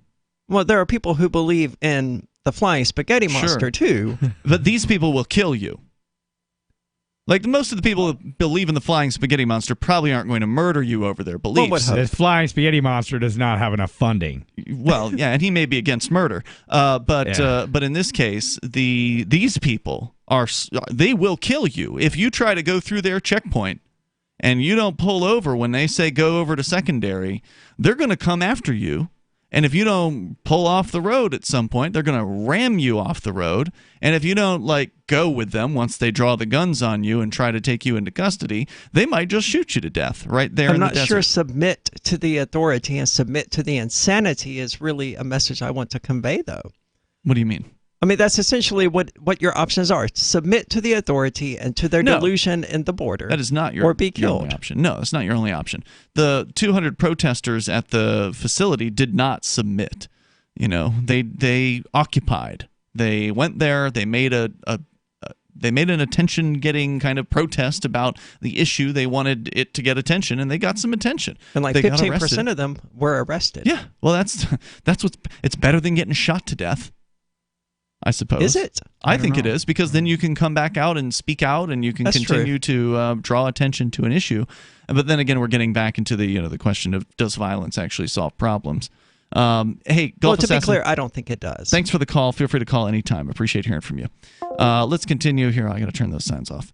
Let's go to Jacob. He's in Blaine, Washington, listening to us on the TuneIn app. Go ahead, Jacob. Hey, guys. Hey, what's on your mind? Hey, this is kind of directed towards you. I was curious. You weren't able to get it really on a roll, and I'm pretty sure our ideologies pretty much line up. Okay. I'm not one for violence, but it's a question I've been asking all of my freedom-minded friends. Ernest Hancock was up here. I did 3 shows with him up in my store here in Blaine, Washington. That was a question I asked him too. You know, where do we draw the line? I mean, where is the aggression, this tidal wave of aggression towards us? When do we finally draw a line and say, without violating any of the principles that people... I already drew my line. I don't pay taxes. Right. That's one way. I mean, I agree with that. I wholeheartedly agree. I don't pay taxes either. Federal taxes. I mean, the local ones are hard to avoid. Excellent. But so that's a line right there. I don't make any money. Yeah. Yeah, whatever. Well, here's the thing. Great line to have. We were just talking about this too, even into the break, and we're talking about violence. So it's interesting you bring this up, because I feel like I don't think we're voting our way out of this situation. No, of course not. No, we're flying our way out in the stars. And it's a challenge because on one hand, there's a great Martin Luther King quote that says, "You cannot fight darkness with darkness. Only light can do that." And so the idea of fighting violence with violence, there's a problem. On the other hand, I think about... Well, don't be surprised if you fight violence with violence if you end up becoming the very thing you hate. Yeah, and that's my concern. On the other hand, though, when you look at Nazi Germany, you look at the Jews were disarmed, and that was one of the things that made it a lot easier to round them up. Sure, but no. Remember, they also turned themselves in. So they were told, come to the city to turn yourself in, and many of them just obediently went right ahead and turned themselves in. But they didn't know they were going to get sent in cattle cars to be exterminated with gas. And side note, just because we just randomly touched this. Here's a hint. If the government tells you it's time to turn yourselves in, it doesn't matter. Don't do it. It doesn't matter what you think they're going to do. They're going to kill you. It's probably not going to be comfortable. Situation. Hey, Jacob, I wish we had more time for you, man. Call another night. I appreciate hearing from you. I want to make sure we have a chance to get John in Chattanooga on the line here. He's listening to WGOW out there. Go ahead, John. Well, for you guys to compare what happened in the Holocaust to what's happening now on the border is ridiculous. How so? You're putting down everything America stands for. What do you mean? Most of these kids and their the concentration camps are doing that. They're the one tarnishing the image. No, these people are going through the immigration judges. They're being released with dead EBT cards, free health care. They're being released with housing. They're not being released in the gas chamber and stuff. For you to compare that is ridiculous and very un-American. I don't think any of us said gas chamber. God, I wish John, I got to say, I wish that you had called like an hour 30 ago. minutes ago. Yeah, because I would love to have this conversation with you. And unfortunately, we can't give you enough time to get your thoughts out, and we wouldn't be able to respond. We've got literally 20 seconds left. So I want to invite you, because I think, you're making some interesting points.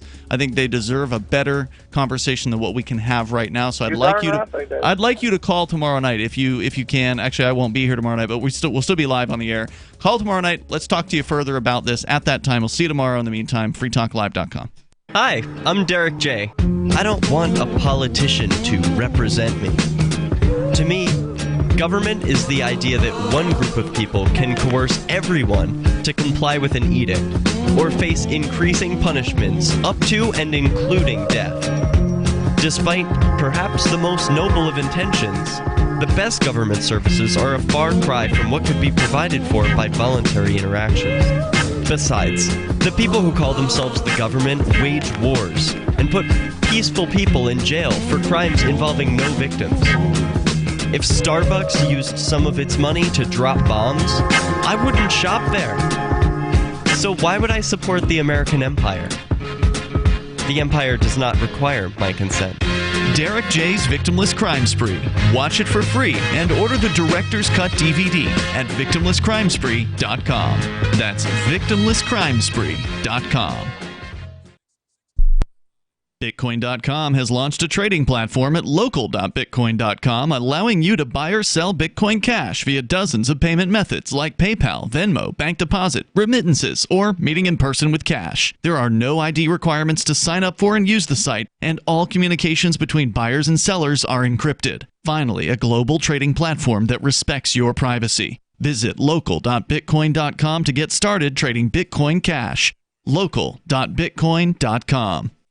The LRN.FM social media channels have been revamped. We've eliminated Facebook and focused on other platforms like Twitter and Mastodon, the decentralized alternative to Twitter. On our accounts, you'll find posts from multiple LRN.FM show hosts together in one place. Follow us on Twitter at twitter.lrn.fm, or better yet, move to the decentralized Mastodon social media platform at toot.lrn.fm, toot.lrn.fm. I think you'll like it.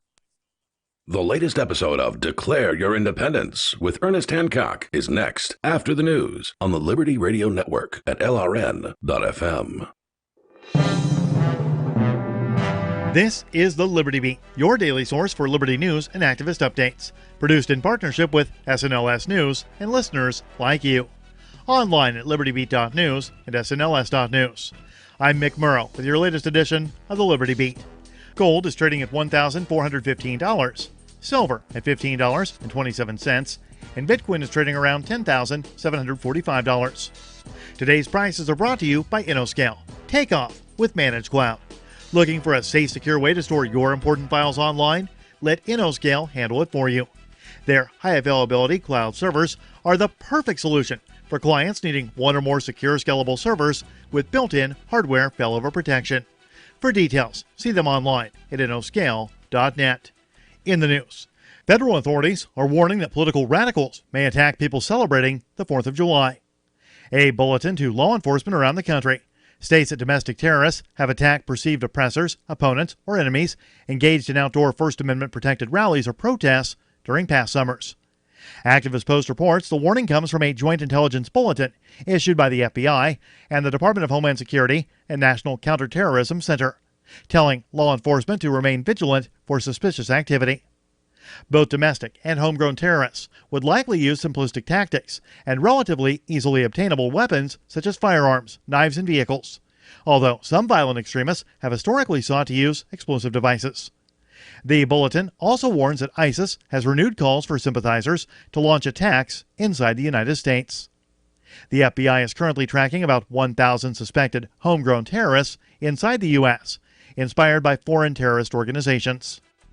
The Liberty Beat is sponsored in part by Brave Botanicals, high-quality kratom and CBD at reasonable prices with excellent customer service. Brave Botanicals is activist-owned and mission-driven, and believes so strongly in the power of Kratom, they're giving it away for free. Just go to freeounceofkratom.com for a free ounce of Kratom delivered to your door. Just pay shipping. That's freeounceofkratom.com. This is the latest edition of the Liberty Beat. Find us online at libertybeat.news and snls.news. Your news now continues.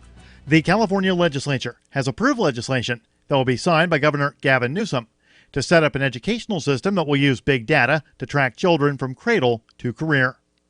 Activist Post reports that Senate Bill 75 was approved by a vote of 31-7 in the Senate and 62-14 in the Assembly. It will create a longitudinal data system that profiles and manipulates pupils from the earliest of ages so they are guided into a career determined by the central planners. The state bureaucracy is now tasked with determining exactly what data is collected from children to enable Big Brother. It's part of a national movement being spearheaded by failed Georgia governor candidate Stacey Abrams, New York Times writer David Brooks, and Barack Obama's former Deputy Secretary of Education, Jim Shelton. The centralizers hope to control and shape young minds from the earliest of ages using powerful technological tools. The family of an Arlington, Texas man is suing the city of Arlington after 2 police officers used their tasers on him while he was soaked in gasoline and set him on fire, killing him, according to a lawsuit. The lawsuit was filed in federal court last week. The Free Thought Project reports the lawsuit also claims that one of the officers lied about using his taser and blames the Arlington Police Department's use of force policy for Gabriel Eduardo Olivia's death. That's according to the Star-Telegram. The incident happened in July 2017 as Olivia doused himself in gasoline and told his wife and son he wanted to kill himself. His son called police, who showed up and established no need to use deadly force, as Olivia was unarmed, according to the lawsuit. Constitutional rights lawyer Dean Malone filed suit in federal court in Dallas on June 25th on behalf of the family. Malone said it's unfortunate that police officers chose to tase Olivia when he was doused with gasoline after being told by a fellow officer that he would catch fire if he were tased. Support for the Liberty Beat comes from the Conscious Resistance Network, featuring videos, news reports, and articles from a spiritual anarchist perspective. Experience the Conscious Resistance at theconsciousresistance.org.